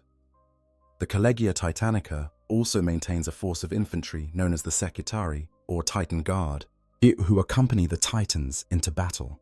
These Scutari warriors serve as the God Machine's ground-level eyes and ears, scouting ahead of the advancing Titans, protecting them from infantry assault and boarding attempts, and mopping up survivors left in the Titan's wake.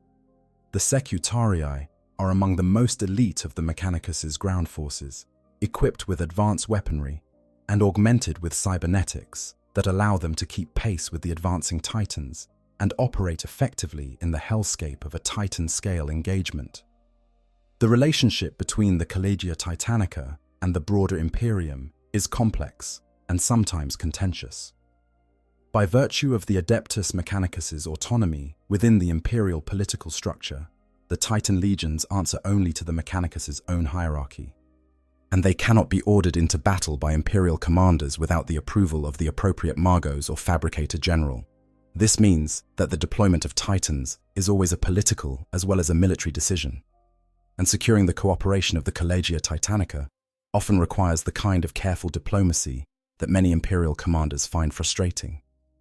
But when the Titans do walk to war, the results are invariably decisive. There is a reason that the Collegia Titanica's motto is derived from a quote attributed to Grandmaster Vulcus of the Order Sinister. No weapon in the arsenal of the Imperium or the traitor equals the Titan on the battlefield, and a legion of such war machines can bring any world to its knees. In truth, a Titan has only three enemies: folly, hubris, and another of its own kind. Part 7. The Culture of the Legions. Each Titan legion possesses a culture as distinctive and as deeply rooted as any chapter of the Adeptus Astartes or any regiment of the Imperial Guard. These cultures have developed over thousands of years, shaped by the unique circumstances of the Forge world that gave the Legion birth, the enemies it has fought, the victories it has won, and the defeats it has endured.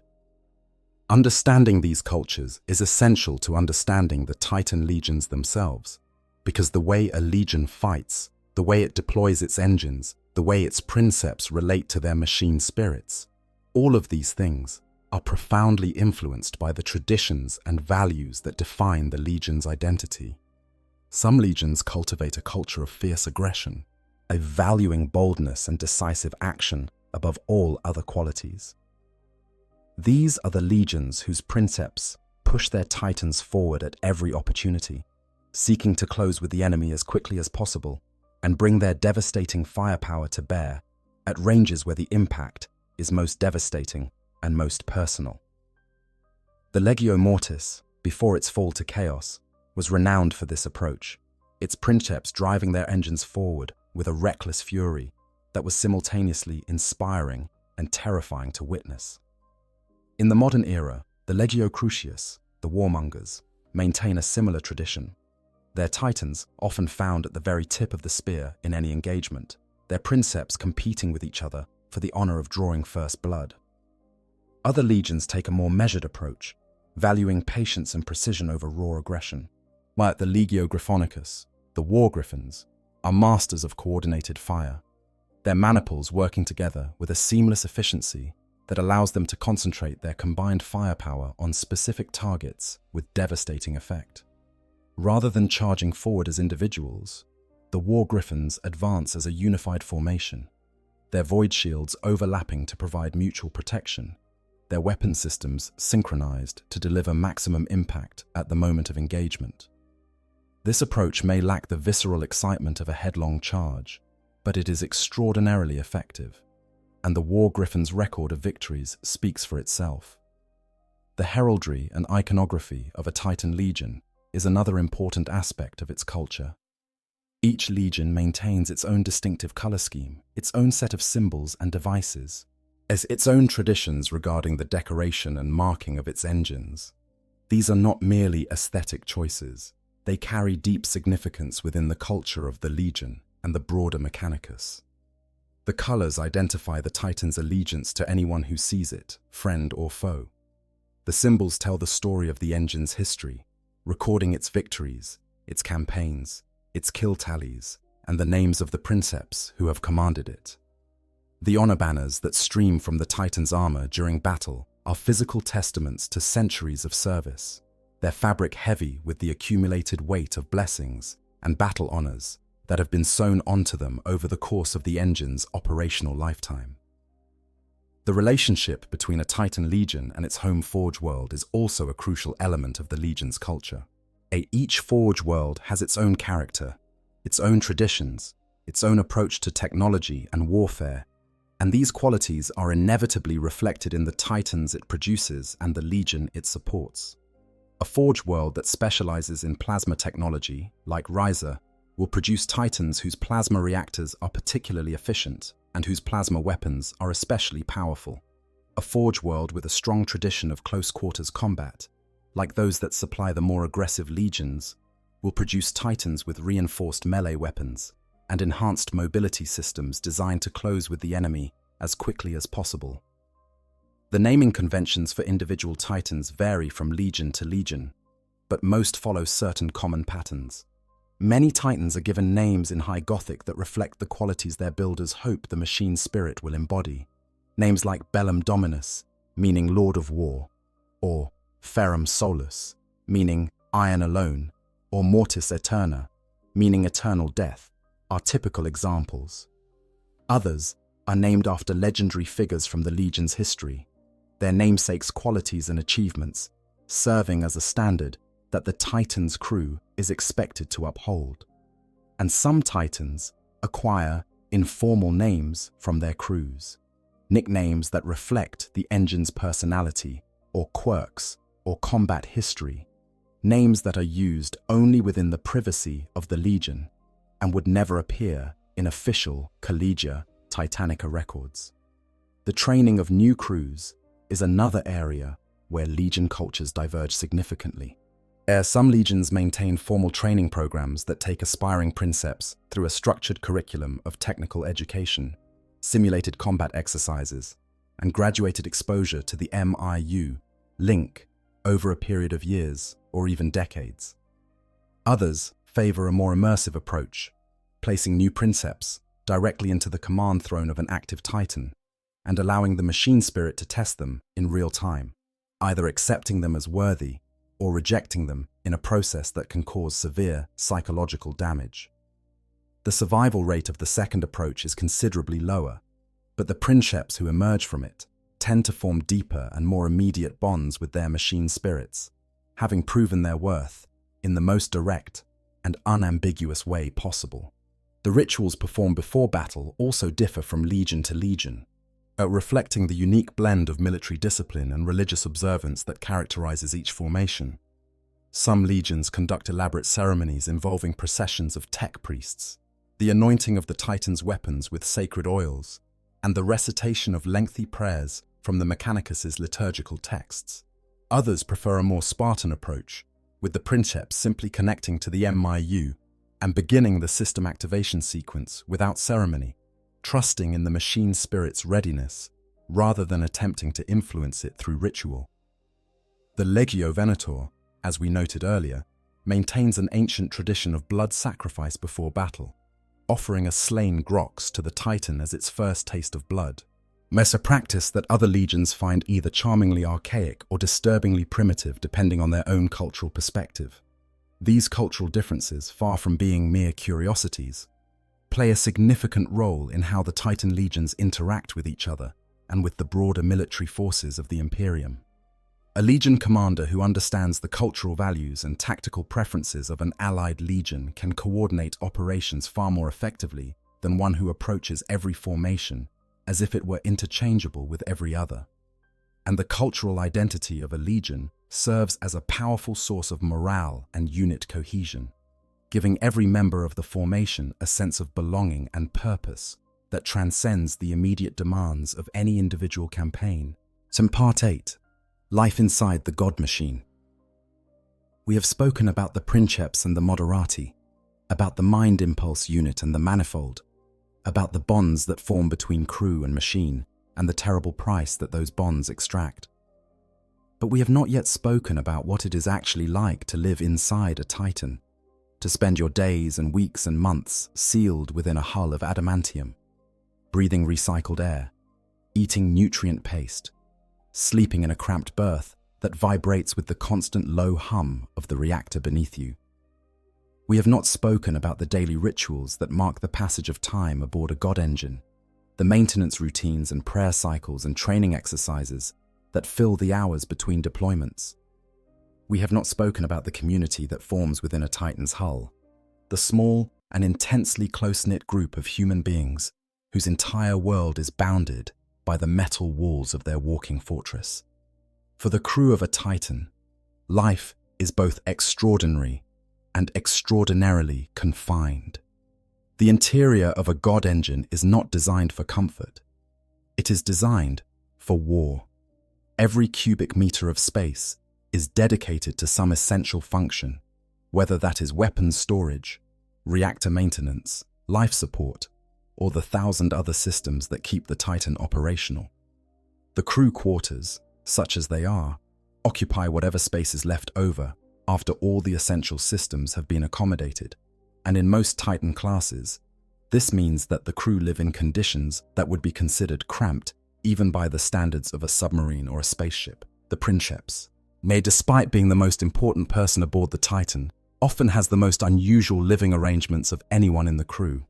In legions that use amniotic tanks, the princeps may spend the majority of their time suspended in the polycarbon fluid of their interface casket, their body reduced to a life support appendage for the mind that is their true contribution to the Titan's operation. Even in legions that use hard plug interfaces, the princeps typically has their quarters directly adjacent to the command throne, allowing them to be connected to the MYU within moments of an alert being sounded. The result is that the princeps lives in a state of permanent proximity to the machine spirit, hearing its whispers even when not formally connected, feeling its moods and impulses as a constant background hum that never quite fades away. The moderati have somewhat more conventional quarters, though conventional is a relative term aboard a machine that was designed to destroy cities. Their living spaces are typically located near their duty stations, allowing them to reach their posts quickly in an emergency. They work in shifts, with each moderatus responsible for a specific set of systems that they monitor and maintain during their watch. The moderatus majoris oversees the Titan's main weapons systems, while the moderatus minoris handles secondary systems and sensors. A steersman controls the Titan's movements under the Princeps's direction, and a sensory manages the engine's vast array of detection and monitoring equipment. The tech priest assigned to the Titan typically occupies a secluded alcove near the reactor, where they can monitor the plasma core's output and stability without distraction. This individual is responsible for the spiritual and mechanical well-being of the engine, performing the daily rituals of maintenance and blessing that the cult mechanicus requires, while also keeping a watchful eye on the dozens of indicators and readouts that track the reactor's performance. The relationship between the tech priest and the rest of the crew is often somewhat formal and distant, reflecting the tech priest's dual role as both crew member and representative of the mechanicus's authority aboard the engine. Then there are the servitors, those cybernetically enhanced humans who have been hardwired directly into the Titan's systems to serve as biological components in the machine's nervous system. Servitors are everywhere aboard a Titan, where they're partially organic, partially mechanical forms, plugged into control nodes and data ports throughout the engine's interior. They do not eat, sleep, or interact with the rest of the crew in any meaningful way. They simply perform their assigned functions with the tireless, unthinking efficiency that their cybernetic modifications make possible. Some crew members find their presence comforting, a reminder that the machine is being monitored at all times. Others find them deeply unsettling, particularly when a servitor's biological face twitches with some vestigial expression that hints at the person they used to be before the surgery stripped away everything that had made them an individual. In the largest Titans, particularly the Warlord and Emperor classes, the crew can number over 100 when all support personnel are included. Yet these additional crew members include gunnery teams who manually load and maintain the weapons that cannot be operated automatically, engineering technicians who perform routine maintenance on the thousands of systems that keep the Titan functioning, and in the case of Emperor Titans, with their cathedral structures, even garrison forces of Skitarii who stand ready to repel any enemy foolish enough to attempt to board the God Machine. The interior of an Imperator-class Titan is essentially a small city in its own right, with multiple levels, dedicated work areas, storage bays, sleeping quarters, and even a functioning place of worship within the cathedral that dominates its upper torso. Life aboard a Titan during deployment follows a strict routine that is part military discipline and part religious observance. Each day begins with the morning invocation, a prayer cycle led by the tech priest in which the entire crew gives thanks to the machine god for the continued function of their engine and asks for his blessing on the day ahead. This is followed by a period of system checks and maintenance, during which each crew member inspects their assigned systems and reports any anomalies to the tech priest. The Moderati then conduct targeting drills, running simulated engagements through the manifold to keep their reflexes sharp and their familiarity with the weapon systems current and reliable. Meals are taken in shifts, with the crew eating nutrient-dense food that is designed for efficiency rather than pleasure.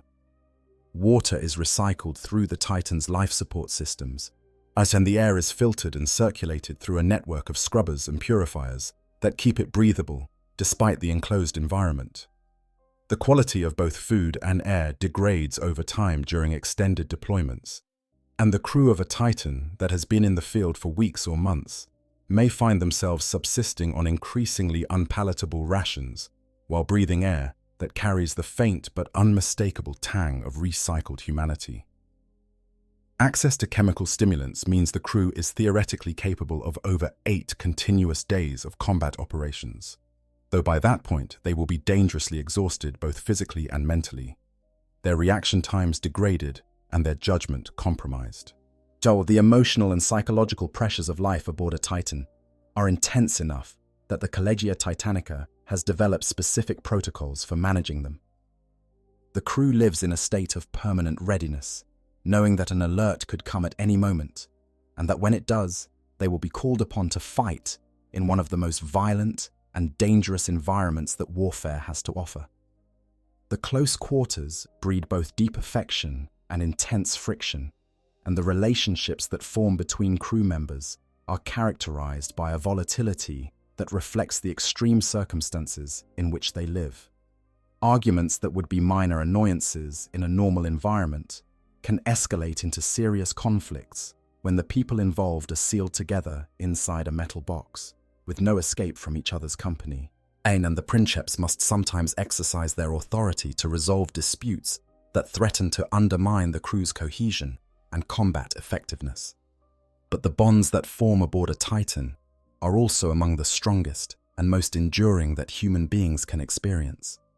The shared experience of communion with the machine's spirit, of fighting together through battles that reduce cities to rubble, of surviving situations that no ordinary soldier could be expected to endure, creates connections that transcend ordinary friendship or camaraderie. Crew members who have served together for years develop an almost telepathic ability to anticipate each other's needs and reactions, and the loss of any member of the crew is felt as a deeply personal wound that can take years to heal. There are records within the Collegia Titanica of Moderati who refused to serve under any other princeps after the death of their original commander, choosing instead to retire from active service rather than form a new bond that could never match the depth of the one they had lost. When battle is joined, all of the routine and all of the interpersonal dynamics fall away, replaced by a singular focus on the task at hand. The princeps connects to the MYU and feels the rush of the machine spirit flooding their consciousness. The Moderati take their positions and bring their systems online, their fingers flying across control panels while their minds feed targeting data through the neural link. The steersman prepares to guide the Titan's massive body through the chaos of the battlefield, feeling through the manifold the texture of the ground beneath the engine's enormous feet, and the tech priest begins the battle litanies, a continuous stream of prayers and binary cant incantations designed to appease the machine spirit and ensure the reactor's stability during the extreme demands of combat. The experience of battle inside a Titan is unlike anything else in the entire military experience of the Imperium. Through the manifold, the princeps perceives the battlefield not as a human being would, but as the Titan itself perceives it, a vast panorama of data and sensation that encompasses everything from the trajectory of individual shells to the broader flow of the engagement across the entire theater of operations. The princeps can feel the impact of enemy fire against the void shields as a pressure against their skin, can sense the heat of the plasma reactor as a warmth in their own chest, can hear the roar of the weapons firing as their own voice raised in fury against the enemies of the machine god. It is an experience of incredible power and intensity, and it is the reason why every princeps becomes addicted to the link, why the prospect of disconnection fills them with a dread that is indistinguishable from the fear of death itself. For the rest of the crew, the experience is somewhat different, but no less intense. The Moderati feel a diluted version of the princeps' communion with the machine spirit, enough to maintain situational awareness and coordinate their actions with the princeps' intentions, but not so much that they are at risk of losing themselves in the digital landscape of the manifold. They operate their systems with a combination of mental commands, transmitted through the MYU, and physical inputs through manual controls, their attention divided between the data flowing through the neural link and the physical reality of the Titan's interior. The tech priest monitors the reactor with obsessive focus, knowing that a catastrophic failure during combat would kill everyone aboard and potentially devastate everything within a considerable radius. And the servitors continue to perform their automated functions with the same tireless efficiency they display during peacetime. The only crew members for whom the distinction between battle and rest makes no difference at all. The violence of Titan combat is on a scale that is genuinely difficult to comprehend from the perspective of an ordinary soldier. When a Titan fires its main weapons, the entire hull shakes with the recoil, and the sound of the discharge is loud enough to cause physical pain even through the armored walls of the command bridge and the hearing protection that the crew wears at all times. When the engine takes a direct hit to its void shields, the crew feels the impact as a wave of concussive force that throws unsecured objects across the interior and can knock personnel off their feet. And when the void shields fail and enemy fire begins to strike the armor directly, the experience for the crew is one of violent shaking, deafening noise, and the terrifying knowledge that the next hit might be the one that breaches the hull and kills them all.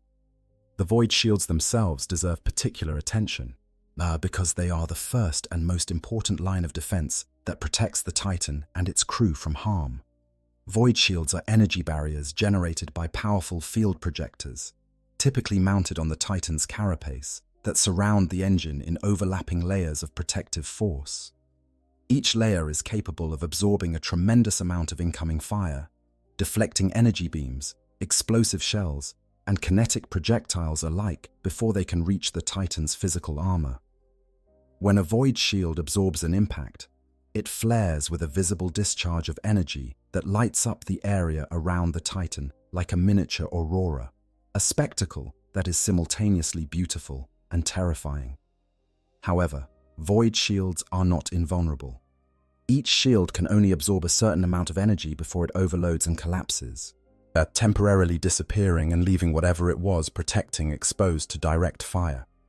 A collapsed void shield will regenerate over time, but the regeneration process is not instantaneous, and during the interval between collapse and restoration, the Titan is vulnerable. For this reason, most Titans carry multiple void shield generators, providing several layers of protection that must be stripped away one by one before the actual armor can be targeted. A Warlord-class Titan typically carries enough void shield generators to provide several overlapping layers of protection, and stripping all of them away requires sustained and concentrated fire that represents a significant investment of firepower for the attacker. The tactical implications of void shields are profound. Because the shields must be overloaded before the Titan can be damaged, simply shooting at a Titan is often not enough. Concentrated fire from multiple heavy weapons must be directed at a specific section of the Titan's shielding to overload it quickly enough that the shields cannot regenerate before follow-up shots reach the armor. This means that destroying a Titan typically requires the coordinated effort of multiple heavy weapons platforms or another Titan, making God engines extraordinarily difficult to bring down with conventional forces. A single infantry company, no matter how brave or well-equipped, simply lacks the firepower to threaten a Titan in any meaningful way, and even armored formations will struggle to make an impression on an engine whose void shields are intact and whose weapons are trained on them. Yet for all its horrors, Titan combat also holds a terrible beauty. The sight of a formation of god machines advancing across a battlefield, their void shields shimmering with deflected fire and their weapons blazing, is a spectacle of such overwhelming power and grandeur that even hardened veterans have been moved to tears by it. The ground trembles with each step. The air screams with the discharge of weapons that can level city blocks. The sky fills with the contrails of missiles and the actinic flash of energy beams. And through it all, the Titans stride forward with the implacable certainty of something that knows it is the most powerful thing on the field, that knows nothing short of another of its own kind can truly challenge it, that knows its purpose with a clarity that human beings can only dream of achieving. As this is the life of a Titan crew. It is a life of confinement and routine, of deep bonds and intense pressures, of the daily negotiation between the human need for connection and comfort, and the machine's relentless demand for service and sacrifice. It is a life that most people in the Imperium will never know exists, hidden behind the armored walls of god machines that stride across the galaxy like walking monuments to humanity's genius and humanity's desperation. But for those who live it, for those who breathe the recycled air and eat the nutrient paste and feel the rumble of the reactor beneath their feet, It is the only life that matters. Because to serve aboard a Titan is to be part of something greater than yourself. Something that will endure long after your own small mortal life has flickered and gone out. Or something that will walk the battlefields of the far future, carrying the echoes of your courage and your sacrifice within its adamantium heart forever. Part 9. When a god machine dies. There is perhaps no event in the military experience of the Imperium more devastating, more awe-inspiring, or more deeply mourned than the death of a Titan. When a god engine falls, the consequences ripple outward like the shockwaves of the explosion that often accompanies its destruction, affecting not just the battle in which it occurred, but the entire legion to which the fallen engine belonged, and indeed, the broader strategic situation of whatever campaign or war gave rise to the engagement. The death of a Titan can occur in many ways, but the most common involve the catastrophic failure of its plasma reactor, the destruction of its command systems, or the overwhelming of its structural integrity by sustained enemy fire. Of these, reactor failure is the most spectacular and the most feared because the detonation of a Titan's plasma core releases an explosion of such staggering power that it can obliterate everything within a considerable radius, friend and foe alike. The tech priests monitor the reactor obsessively during combat, precisely because of this threat, and one of the most important emergency procedures aboard any Titan is the protocol for shutting down or ejecting the reactor before it reaches the point of catastrophic failure. When a Titan's destruction becomes inevitable, the crew faces a terrible choice.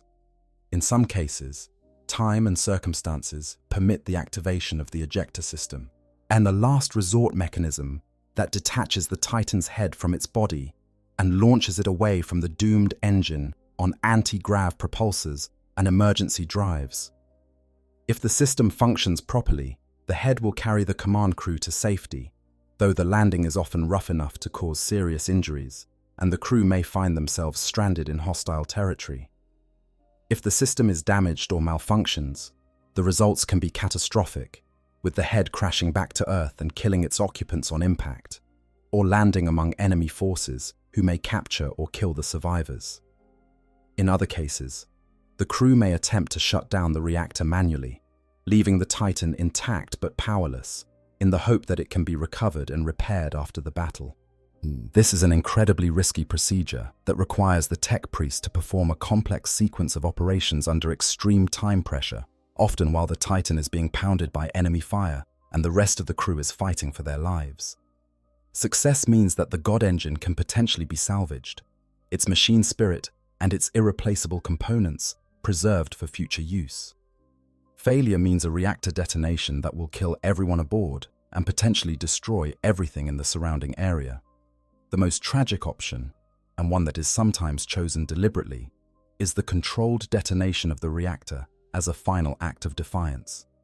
A princeps who recognizes that their engine is doomed may choose to take as many of the enemy as possible with them, steering their crippled Titan into the heart of the enemy formation and triggering the reactor's overload. The resulting explosion can destroy dozens of enemy vehicles, hundreds or thousands of enemy personnel, and even other Titans that happen to be within the blast radius. It is a sacrifice that is honored by the Collegia Titanica as the ultimate expression of a princeps's devotion to duty, and the names of those who have made this choice are inscribed in the halls of remembrance on their home-forge worlds with particular reverence. The aftermath of a Titan's destruction is always grim. The physical wreckage is often enormous, covering an area of several city blocks with twisted metal, shattered armor plates, and the cooling remnants of the plasma fire that once burned in the engine's heart. Recovery teams from the Adeptus Mechanicus will descend upon the wreckage as soon as the tactical situation permits, searching for any components that can be salvaged, any data that can be recovered, any trace of the machine spirit that might have survived the destruction of its physical housing. The machine spirit is of particular importance because in some cases, enough of its neural architecture may survive to be transplanted into a new Titan, allowing the consciousness that accumulated over centuries or millennia of service to continue its existence in a new body. The emotional impact of a Titan's death on its legion is profound and long-lasting. The other crews feel the loss not merely as the destruction of a valuable military asset, but as the death of a being they knew personally, a consciousness that they had interacted with through the shared neural network of the manifold, whose moods and quirks and battle cries they knew as intimately as their own. The loss of the crew is mourned as well, of course, but it is the loss of the machine spirit, that ancient and irreplaceable consciousness, that is felt most keenly. A new crew can be trained, new weapons can be forged, new armor can be shaped.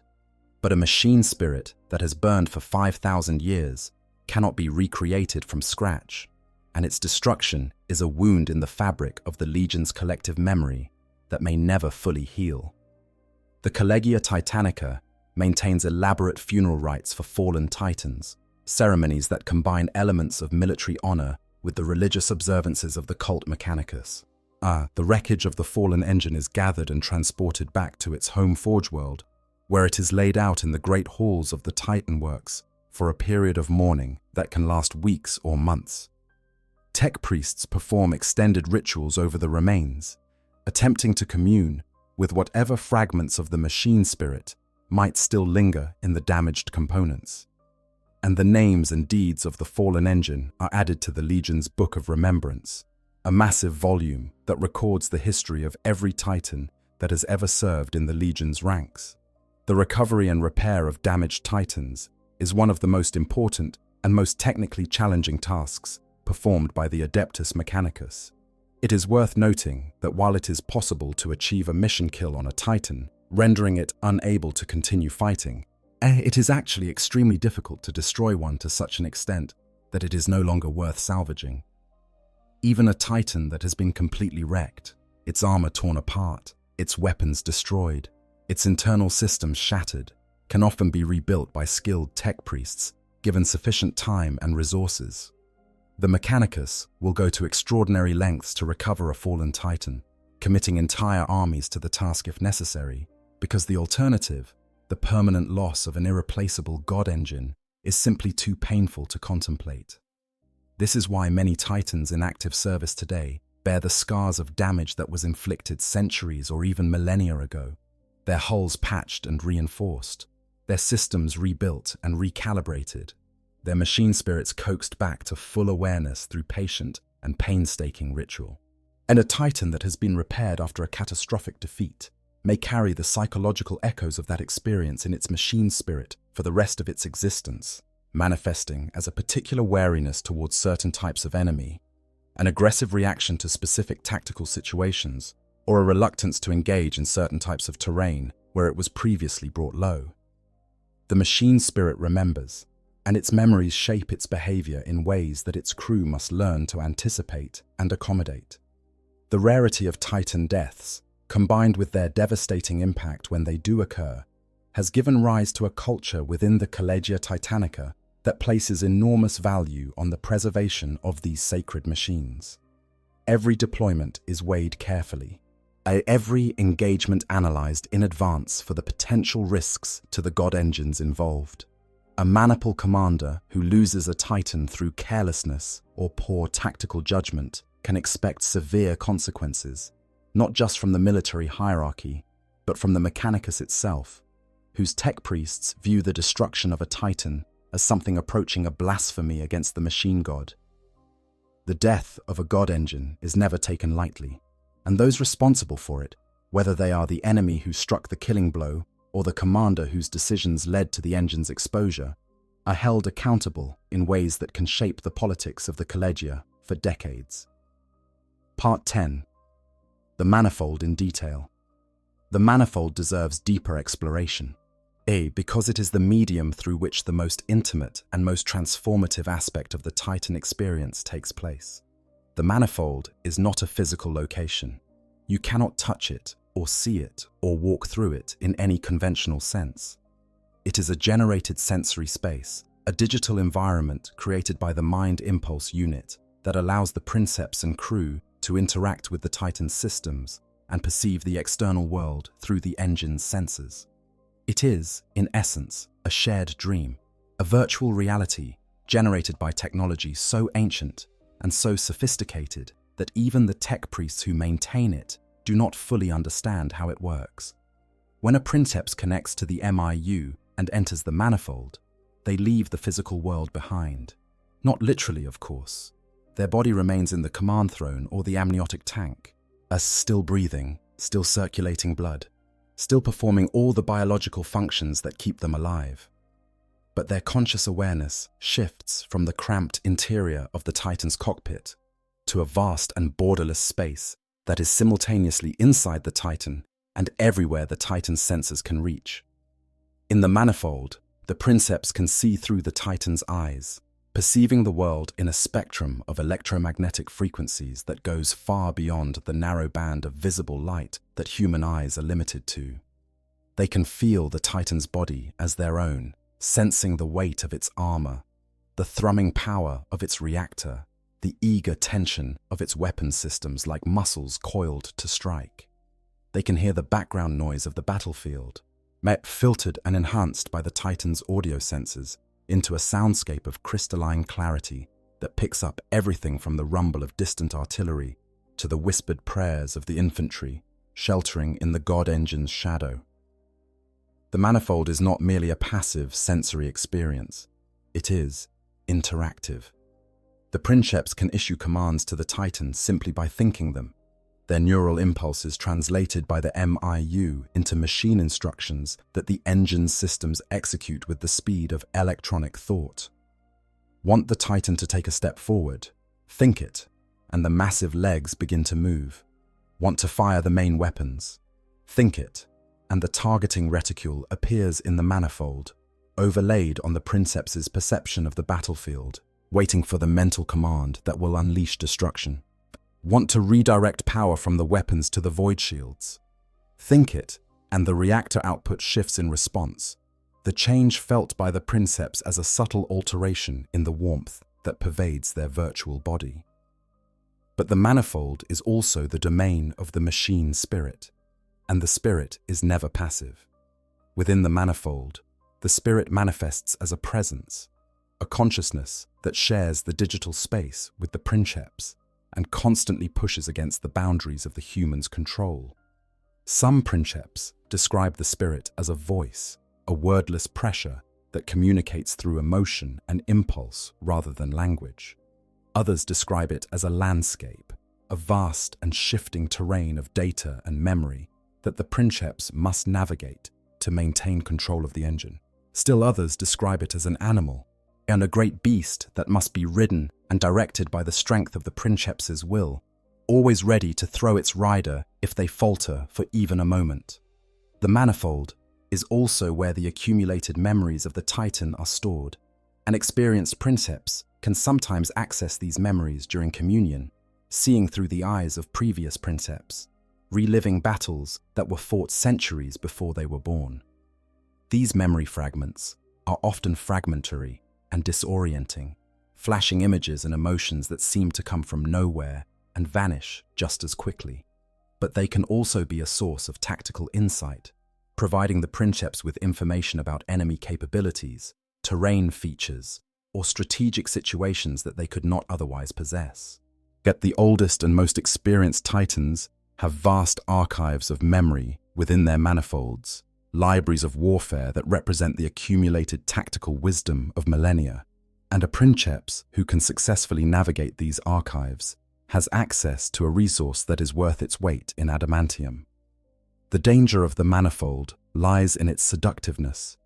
The experience of existing within it is so much more vivid, so much more intense, so much more alive than ordinary human existence that the temptation to remain there permanently is overwhelming. Princeps who spend too long in the manifold begin to lose their sense of self, their identity gradually merging with the machine spirit until they can no longer distinguish their own thoughts from the engine's impulses. This is the ultimate fate that awaits every princeps who serves long enough.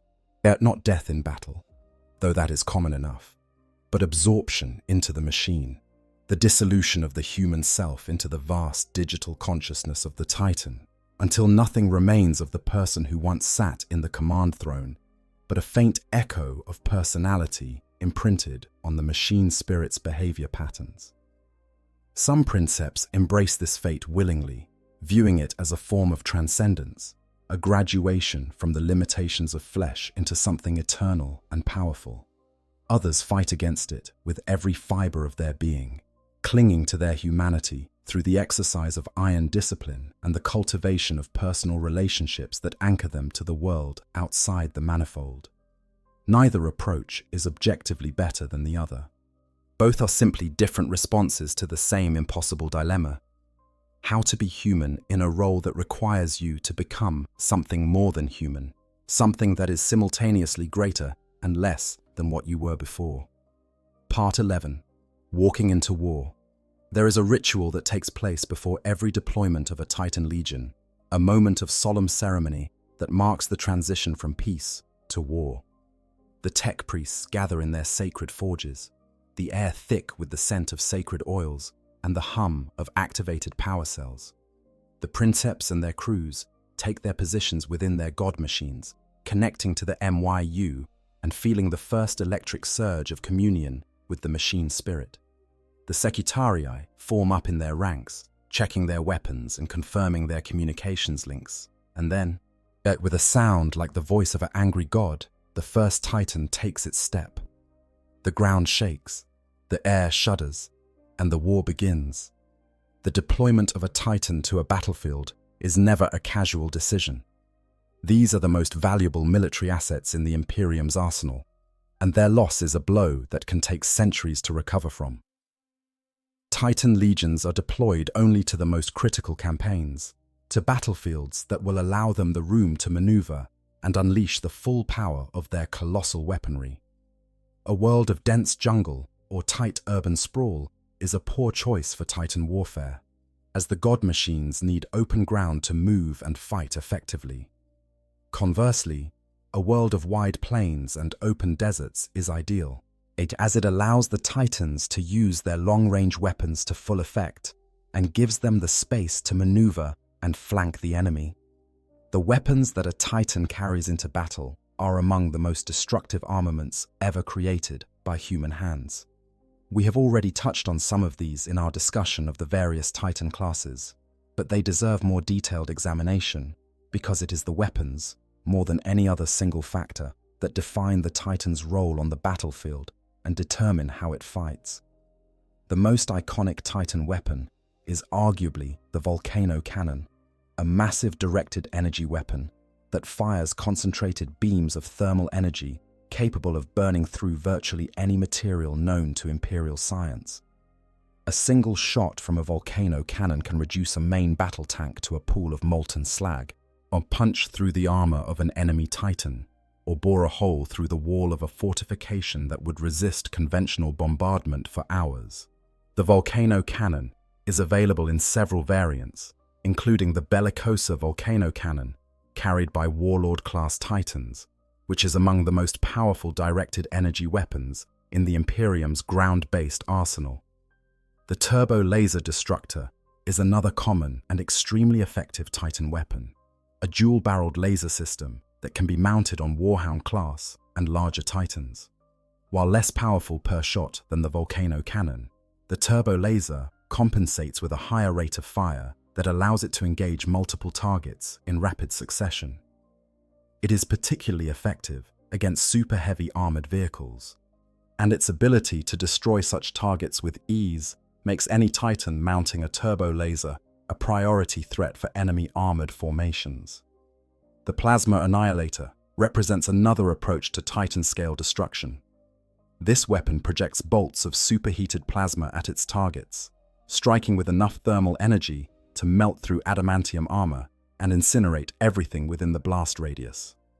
The Sun Fury pattern Plasma Annihilator, carried by Warlord-class Titans, is particularly feared for its combination of raw destructive power and relatively rapid rate of fire, making it effective against both heavily armored targets and massed infantry formations. For dealing with large numbers of infantry and light vehicles, the Macro Gatling Blaster is the weapon of choice. This rotary cannon fires high-caliber shells at a phenomenal rate, thus creating a cone of destruction that can annihilate entire companies of infantry in seconds. The Vulcan Megabolter serves a similar role, though its explosive bolt rounds give it somewhat different characteristics in terms of blast radius and armor penetration. The Quake Cannon is a specialized weapon designed primarily for siege warfare and anti-Titan engagements. When fired, it generates seismic shockwaves that can collapse buildings, shatter fortifications, and destabilize the ground beneath enemy Titans, potentially causing them to stumble or fall. The psychological impact of a Quake Cannon barrage is immense, as the ground-shaking impacts create an overwhelming sensation of helplessness in anyone caught within the blast zone. Apocalypse missile launchers provide Titans with long-range indirect fire capability, raining salvos of high-explosive warheads down on targets that may be out of line of sight. These weapons are particularly useful for suppressing enemy air defenses, disrupting enemy formations before they can engage, and delivering concentrated firepower to specific points on the battlefield. For close combat, some Titans are equipped with massive melee weapons, such as the Ariok Power Claw, a Titan-scaled version of the standard infantry power fist. These weapons encompass an entire category of armaments that employ the Titan's prodigious strength and size to smash and tear apart the enemy. They are devastatingly effective against enemy Titans and other war engines, capable of crushing armor, severing limbs, and tearing open reactor housings with contemptuous ease. However, using them requires the Titan to close to melee range with its opponent, which can be extremely dangerous given the firepower that both sides are likely to be throwing at each other. Protecting the Titan from enemy fire is a layered defense system that begins with void shields, energy barriers generated by powerful field projectors that surround the Titan in a bubble of protective force. Void shields are capable of absorbing enormous amounts of incoming fire, deflecting energy beams, explosive shells, and kinetic projectiles alike.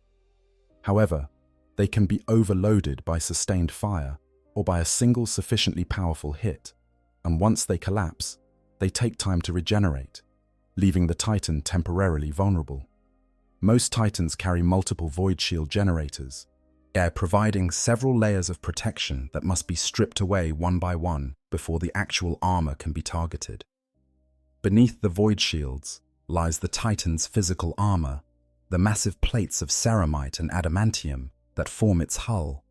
This armor is extraordinarily thick and resilient, capable of shrugging off hits from weapons that would destroy lesser vehicles outright. However, it is not impervious, and sustained fire from Titan-grade weapons can eventually breach even the thickest armor, exposing the vulnerable systems beneath. The most dangerous target on any Titan is its plasma reactor, the beating heart that powers all of the engine's systems. If the reactor is breached, the resulting explosion can be catastrophic, destroying not only the Titan itself, but everything within a considerable radius.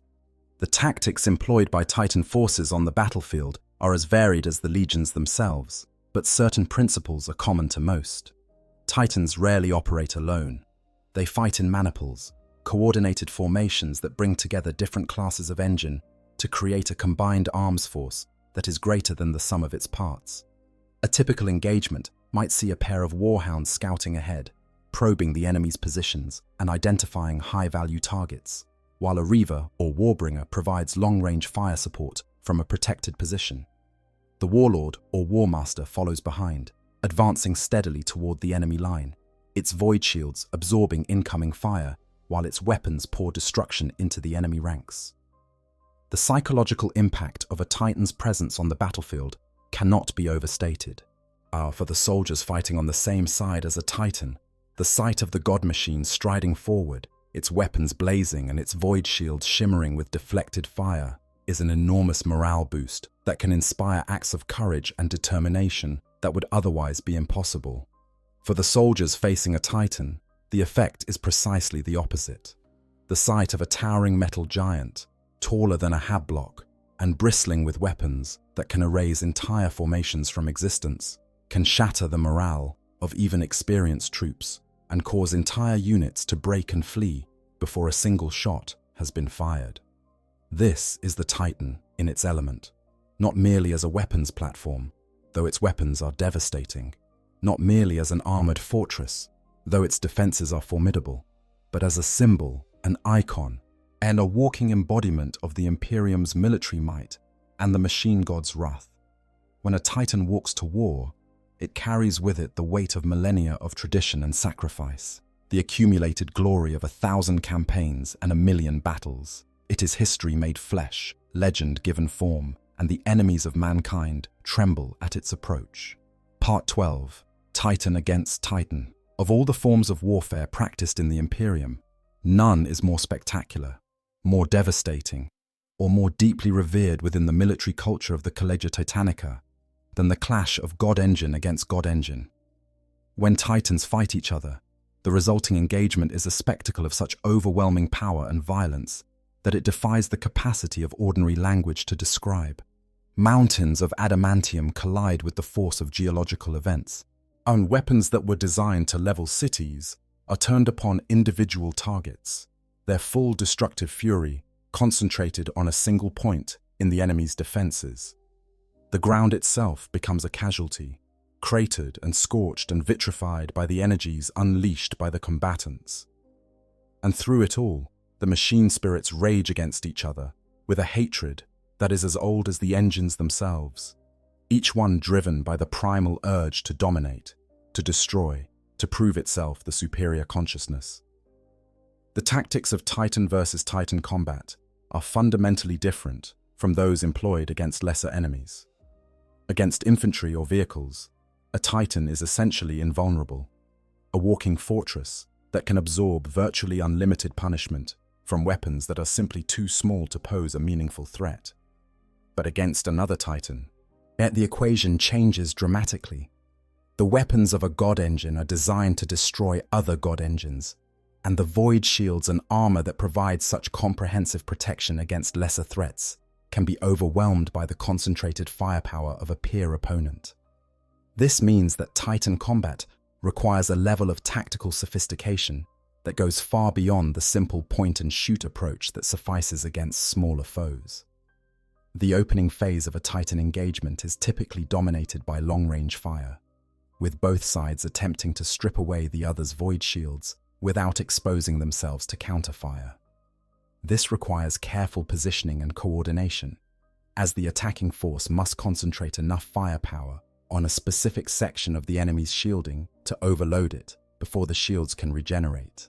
Our Warhound Scout Titans are often employed in this phase, using their superior speed to maneuver onto the enemy's flanks and deliver concentrated fire against vulnerable shield sections while the heavier battle Titans advance from the front.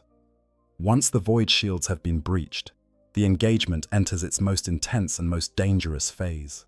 With the enemy's energy barriers down, every shot that hits can cause real damage, tearing through armor plates, severing power conduits, damaging weapon systems, or, worst of all, breaching the reactor housing.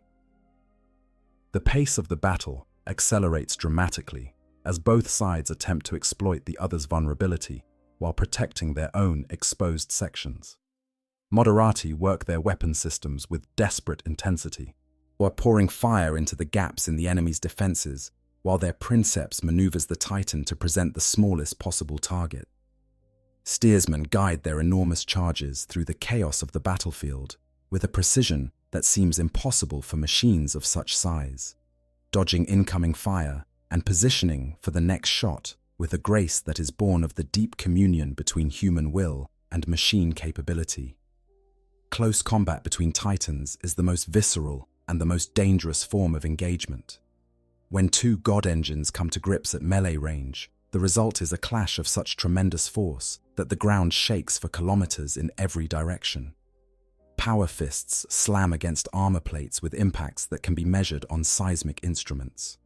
Chain fists carve through ceramite with a shriek that drowns out the sound of every other weapon on the battlefield. And the machine spirits themselves seem to enter a frenzy of aggression, driving their Princeps to ever greater feats of violence as the primal urge to dominate overwhelms the more measured instincts of tactical calculation. The outcome of a Titan duel is determined by a complex interaction of factors, including the relative capabilities of the two engines, the skill and experience of their crews, the state of their weapons and defenses, and the unpredictable element of luck that plays a role in any combat engagement. A smaller Titan can sometimes defeat a larger one through superior tactics or by exploiting a weakness in the enemy's positioning. So a damaged engine can sometimes rally and turn the tables on an opponent that thought the fight was already won. And the machine spirit, that wild and powerful consciousness that dwells at the heart of every god engine, can sometimes make the difference between victory and defeat through its own independent actions, seizing control at a critical moment to deliver a killing blow that the Princeps' human reflexes were too slow to execute. The destruction of a Titan in close combat is an event of tremendous violence and tremendous pathos. When the killing blow falls, when the enemy's reactor is breached or its command systems shattered, there is a moment of terrible stillness as the defeated engine begins to topple. The machine spirit, sensing its own death, sends out a final pulse of emotion through the manifold that is felt by every connected consciousness in the area, a wave of rage and grief and defiance that is the machine's last testament to the universe that created it. And then the engine falls, its massive body crashing to the ground with an impact that sends shockwaves rolling across the battlefield, its weapons going silent, its void shields flickering and dying, the fire in its reactor guttering and going out. For the crew of the victorious Titan, there is no celebration. The destruction of a peer opponent is always tinged with a complex mix of emotions, triumph, and relief, but also a strange, surprising grief for the consciousness that has been extinguished. The machine spirit of the victorious engine feels this most acutely, its aggression fading as the threat disappears, but replaced by something that might be called reflection, if such a word can be applied to a machine. Through the manifold, the Princeps can sometimes sense their engine contemplating its fallen opponent, acknowledging the strength of the enemy it has overcome, perhaps even mourning the loss of a consciousness that, in different circumstances, might have been an ally rather than a foe. The legacy of Titan versus Titan combat extends far beyond the immediate tactical results of any individual engagement. Every such battle adds to the collective memory of both the victorious and the defeated legions, shaping their tactics, their traditions, and their machine spirits in ways that can persist for centuries or even millennia. While a legion that suffers a particularly devastating defeat may develop a deep and abiding hatred for the enemy that inflicted it, passing that hatred down through generations of Princeps and crew until it becomes an integral part of the legion's identity. Conversely, a legion that achieves a famous victory may carry the pride of that achievement as a source of morale and inspiration that bolsters its fighting spirit in future engagements. The Collegia Titanica maintains detailed records of every known Titan versus Titan engagement, analyzing them for tactical lessons and preserving them as part of the institutional memory that guides the deployment and employment of the god engines. These records stretch back thousands of years and encompass engagements fought on worlds across the entire galaxy, from the earliest clashes between rival Titan orders on Mars during the Age of Strife to the most recent battles of the Indomitus Crusade. Together, they form a body of tactical knowledge that is among the most valuable intellectual assets in the Imperium's military establishment, a resource that every Princeps studies and every Maniple commander draws upon when planning their operations. Part 13. The Sacred Burden of Memory. Among all the aspects of a Titan's existence, perhaps none is more poignant or more philosophically interesting than the question of memory. A Titan's machine spirit accumulates memories over the course of its entire operational lifetime, which can span centuries or even millennia. These memories are not stored in the same way that human memories are. They do not fade or distort with time. So they do not become confused or conflated with other experiences. They simply exist, perfectly preserved in the Titan's neural architecture, accessible to any Princeps who connects to the MIU and knows how to navigate the vast archive of the manifold. The result is that an ancient titan carries within it a record of warfare that is more comprehensive and more detailed than any written history. A warlord that has been in service for 5,000 years, has witnessed 5,000 years of combat, has fought against enemies that may no longer exist, has walked on worlds that may since have been destroyed or forgotten. Its machine spirit has interacted with hundreds of princeps over the centuries, each one leaving their own imprint on the consciousness that inhabits the engine, their personality and memories and fighting style absorbed into the machine spirit's ever-growing archive of experience. For a princeps connecting to an ancient titan for the first time, the experience of encountering this vast archive can be overwhelming. The memories of previous princeps crowd in from every direction. Fragments of battles fought centuries ago, emotions felt by people who have been dead for longer than most civilizations have existed, tactical insights gleaned from engagements against enemies that the current princeps has never even heard of. Some princeps find these memories helpful, using them as a source of guidance and inspiration. Others find them distracting or even distressing, particularly when the memories include the final moments of princeps who died in the command throne, with their consciousness imprinted on the machine spirit in the instant of their death. The relationship between memory and identity is a central concern for any princeps who serves long enough to develop a deep bond with their titan. As the years pass and the princeps spends more and more time connected to the MIU, the boundary between their own memories and the titan's memories begins to blur. They may find themselves remembering events that they never experienced, feeling emotions that belong to someone who died centuries ago, or reacting to tactical situations based on instincts that were developed by a previous princeps rather than their own training. This blurring of identity is one of the mechanisms by which the machine spirit gradually absorbs the princeps's consciousness, but incorporating their personality and memories into its own ever-expanding archive. The tech priests of the Adeptus Mechanicus view this process with a mixture of reverence and pragmatic acceptance. From their perspective, the absorption of a princeps's consciousness into the machine spirit is not a tragedy, but a form of apotheosis, a transcendence from the limitations of mortal flesh into something eternal and divine. The princeps does not die, they argue. They are transformed, their essence preserved forever within the God engine they served, their wisdom and experience contributing to the machine spirit's growing consciousness for as long as the titan itself endures. Whether this perspective offers any comfort to the princeps themselves is a matter of considerable debate within the Collegia Titanica. It is some embrace the idea of becoming part of the machine, viewing it as the highest honor that a servant of the Omnissiah can achieve. Others view it with quiet horror, seeing in it not transcendence but annihilation, the gradual erasure of everything that makes them who they are in favor of something that is powerful but no longer truly human. The truth, as is so often the case in the grim darkness of the far future, probably lies somewhere in between. The machine spirit is not human. It does not think or feel or experience the world in the way that a human being does, but it is not entirely inhuman either. It carries within it the echoes of every human consciousness that has ever been connected to it, and those echoes shape its behavior in ways that are recognizably human, or from its loyalty to its legion, to its fury against its enemies, to its fierce and protective attachment to its crew. In this way, the machine spirit serves as a kind of memorial, a living monument to every princeps who has ever sat in the command throne and surrendered a piece of themselves to the God engine that was both their weapon and their prison and their legacy. Part 14. When Gods Fall. Not all gods are loyal. Not all engines serve the light.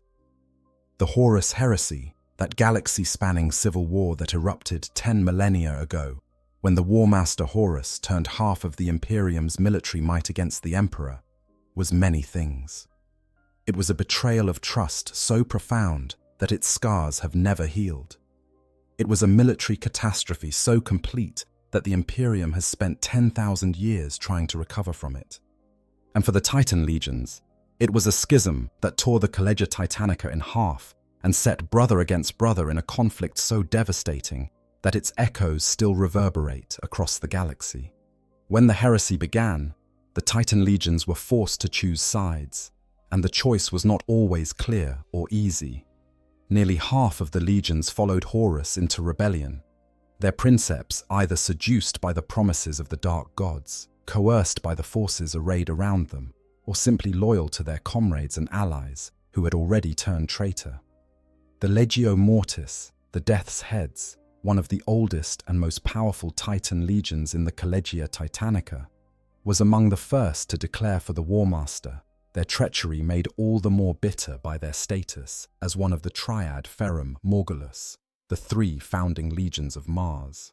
And the Legio Mortis's most famous engine, the Dies Irae, an Imperator-class Titan of staggering power, became a symbol of the heresy's horror. During the opening days of the rebellion, the Dies Irae followed Horus's orders and helped exterminate the remaining loyalist space marines on Istvan III after they had been virus-bombed by their own brothers. The betrayal was made personal by the actions of the Titan's own crew.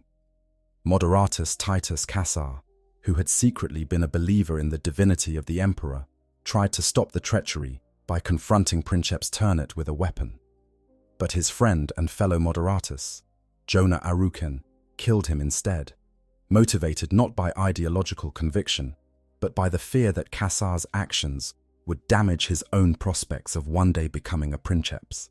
It is a human tragedy that encapsulates the larger horror of the heresy itself, the way personal ambition and fear could make people complicit in the destruction of everything they had sworn to protect. The Dies Irae went on to participate in some of the most devastating battles of the heresy, including the Siege of Terra, where it helped to breach the walls of the Imperial Palace itself.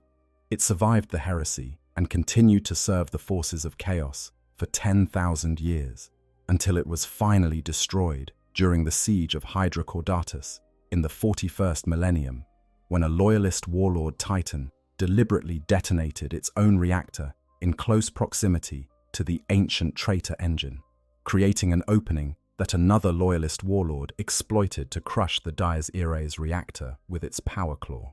But the resulting explosion wiped the ancient Titan's taint from the galaxy forever, but the cost of that victory was steep.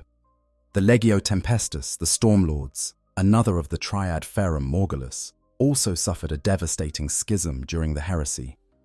Elements of the legion turned traitor under the leadership of Princeps Carania, who had delved into occult practices that led him down the path to corruption. But other elements of the legion, serving further afield, refused Carania's recall order and remained loyal to the Emperor. This split within a single legion was particularly painful, as warriors who had served together for decades or centuries suddenly found themselves on opposite sides of a war that neither could have imagined possible. But the battles between loyalist and traitor titans during the heresy were among the most destructive engagements in the history of the galaxy. The Third Battle of Nearchon, known as the Titan Death, was a clash of Titan legions so massive and so brutal that entire continents were laid waste in the fighting. Dozens of god machines were destroyed, their ancient machine spirits snuffed out, their millennia of accumulated experience and knowledge lost forever. The aftermath was a graveyard of shattered metal and cooling plasma, a monument to the waste and futility of civil war. In the millennia that followed the heresy, the traitor Titan legions that had survived the final defeat of Horus fled into the Eye of Terror alongside the rest of the fallen forces. There, exposed to the raw stuff of the warp. As many of these engines underwent a terrible transformation, the influence of chaos corrupted their machine spirits, twisting them from the artificial consciousnesses they had once been into something far more sinister. Demons seeped into the circuitry, merging with the machine spirit to create hybrid entities of technology and supernatural malice. The physical forms of the Titans changed as well, mutating and warping until they bore only a passing resemblance to the engines they had once been. Some sprouted tails of living metal, others grew additional limbs or developed techno-organic appendages that pulsed with unnatural life. Still others became encrusted with the symbols and sigils of the dark gods, their hulls transformed into canvases for blasphemous artwork that hurt the eye and poisoned the soul. And the crews of these Chaos Titans suffered even worse fates, where a loyalist princeps is gradually consumed by their bond with the machine spirit, trading their humanity for power in a process that is tragic, but ultimately voluntary.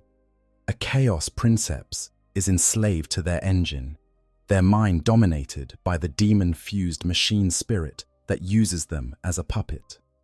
They are trapped in a cycle of endless war, unable to disconnect from the MIU, unable to rest or recover, their consciousness perpetually immersed in the manifold, where the demon whispers promises and threats in equal measure. They fight not because they choose to, but because the demon within the machine demands it, and their only release is the destruction of their engine, a destruction that will likely take their soul along with it. The Chaos Titans that emerge from the Eye of Terror during the periodic Black Crusades are among the most feared enemies that the Imperium faces. These are not merely dangerous war machines. They are walking nightmares, engines of hate that have been stewing in corruption for 10,000 years. Their weapons fire is tainted by the warp, their void shields reinforced by demonic energy, and their machine spirits possess the cunning and malice of entities that have existed since before the dawn of human civilization. Fighting a Chaos Titan is not the same as fighting a loyalist engine. A loyalist Titan fights with discipline and purpose, its actions guided by the combined will of its princeps and its machine spirit. A Chaos Titan fights with the mindless fury of a demon and the calculating cruelty of a fallen warrior, at its every action designed not just to destroy its enemies, but to cause them the maximum possible suffering in the process. Yet even the corrupted engines can be brought low. The Imperium has proven time and again that courage, sacrifice, and overwhelming firepower can overcome even the most terrible opponents. The destruction of the Dies Irae after 10,000 years of infamy is perhaps the most famous example, but it is far from the only one. Across the galaxy, in engagements large and small, loyalist Titan legions have faced their fallen brethren and prevailed, though the cost of such victories is always measured in lives and god machines that can never be replaced.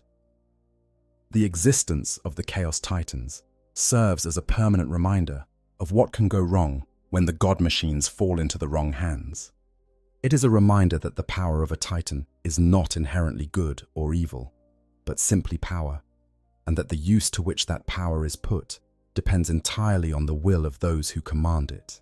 It is a reminder that the machine spirit, for all its strength and fury, is vulnerable to corruption, and that the consequences of that corruption are horrifying beyond measure. And it is a reminder that the choice to serve, the choice to fight for something greater than oneself, is not a choice that is made once and then forgotten, but a choice that must be renewed every day, in every battle, against every temptation that the darkness has to offer. Part 15. The Alien Answer. The Imperium of Man is not the only civilization in the galaxy that has recognized the value of colossal war machines. Several other intelligent species have developed their own versions of the Titan concept, each one reflecting the culture, technology, and philosophy of the species that created it.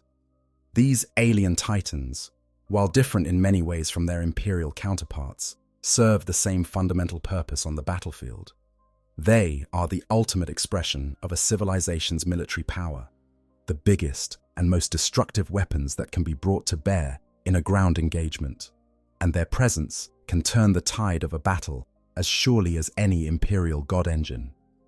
The Eldari, the ancient race that once ruled the galaxy in an age of unimaginable splendor, have their own tradition of Titan warfare that is as different from the imperial approach as the Eldari themselves are different from humanity, where imperial Titans are heavy, armored, and brutally functional, designed to absorb punishment and dish it out in equal measure. Eldari Titans are graceful, elegant, and impossibly agile, built not to endure, but to strike with lethal precision and withdraw before the enemy can respond. Aeldari Titans are not built from metal and ceramite in the manner of their Imperial counterparts. They are grown from wraithbone, a psychoconductive material that is shaped by the mental powers of specialized Aeldari craftsmen known as bone singers. This wraithbone gives Aeldari Titans a finely tuned musculature that is more akin to that of a living creature than a machine, allowing them to move with a fluidity and speed that seems impossible for something so large. Where an Imperial warlord plods forward with the ponderous inevitability of an avalanche, an Aeldari Phantom Titan appears to dance through the battlefield, weaving between enemy fire with a grace that would be beautiful if it were not so deadly. At the heart of every Aeldari Titan sits a spirit stone, a psychic receptacle that contains the souls of deceased Aeldari who have chosen to sacrifice their afterlife in the Infinity Circuit to serve their people in this most direct and personal way. The wraithbone structure of the Titan allows these imprisoned souls to flow freely through the entire construct, giving the Titan a consciousness of its own that merges with that of its living crew to create a single, unified sentience. This is fundamentally different from the relationship between an Imperial princeps and their Titan's machine spirit, where the Imperial princeps must constantly struggle to dominate an alien and often hostile consciousness. The Aeldari crew and their Titan soul work together in harmony, their combined awareness creating an entity that can think, react, and move with the speed and precision of a trained warrior. The crew of an Aeldari Titan, known as steersmen, are typically twins or triplets, a rare and revered occurrence given the Aeldari's extremely low birth rate. These siblings are raised alongside their Titan from birth, growing up in emotional and psychic bonding with the spirit that inhabits the engine. By the time they are ready to take their places in the Titan's cockpit, the bond between crew and machine is so deep and so intimate that they function as a single being, and sharing thoughts and sensations and reactions with a seamlessness that no Imperial MIU can match. The two main classes of Aeldari Titan are the Phantom and the Revenant. The Phantom is the larger and more powerful of the two, roughly equivalent to an Imperial warlord in terms of size and firepower. It stands approximately 25 meters tall and is armed with a variety of devastating energy weapons and close combat armaments. Some Phantom Titans are piloted by a single steersman, while others are guided by 3 living pilots. In either case, the merging of human and machine consciousness creates a single sentience able to think, react, and move with the speed of an aspect warrior. The Revenant is the smaller Aeldari Titan, roughly equivalent to an Imperial warhound in terms of size, but vastly different in terms of capabilities. Its Revenants are designed for extreme speed and agility, and they can leap and run across the battlefield faster than any opponent can believe. Their weapons, while less powerful than those of the Phantom, are more than sufficient to destroy most targets, and their ability to close with the enemy at incredible speed and then withdraw before a response can be mounted makes them extraordinarily difficult to deal with. A specialized variant of the Phantom is the Warlock Titan, which incorporates the soul of a powerful psyker as its animating spirit. This gives the Warlock Titan immense psychic abilities in addition to its physical armament, allowing it to manipulate the future, disrupt enemy plans, and channel devastating psychic attacks against its foes. And Aeldari Titans do not participate in the typical Aeldari warfare of raids and surgical strikes. They are reserved for the most desperate engagements, when the survival of the craft world itself is at stake, and no lesser force can turn the tide. When they do take the field, however, they are among the most formidable opponents that any faction in the galaxy can face. Their combination of speed, firepower, and the near-prescient awareness provided by their merged consciousness makes them deadly adversaries that can defeat opponents many times their weight and size. At the opposite end of the sophistication spectrum, the Orcs have their own answer to the Titan, the Gargant. If the Imperial Titan is a cathedral, given the power to walk and fight, and the Aeldari Titan is a dancer given the power to kill, then the Orc Gargant is a junkyard given the power to do both, badly, but with such enthusiasm and in such numbers that the result is often just as effective. Orc gargants are the largest land-based orc fighting machines, towering constructions of scrap metal, salvaged parts, and sheer bloody-mindedness that compare in size and power to Imperial Titans. They are constructed by big mech orcs, the greenskin equivalent of engineers, who are visited by visions from their twin gods, Gork and Mork, that inspire them to build ever larger and more destructive war machines. The construction of a gargant is not a carefully planned and ritually sanctified process like the building of an Imperial Titan. It is a chaotic, improvised, and extremely loud affair that involves hammering together whatever scrap metal, salvaged tank parts, and looted enemy equipment happen to be available, held together by a combination of crude welding, heavy bolts, and what can only be described as the collective psychic belief of the orcs that it will all hold together long enough to get into a good fight. Despite their crude construction and lack of sophisticated technology, gargants are genuinely dangerous opponents. They carry enormous quantities of firepower, from massive ballistic weapons and energy guns to crude but effective melee armaments that can rip apart enemy vehicles and fortifications with contemptuous ease.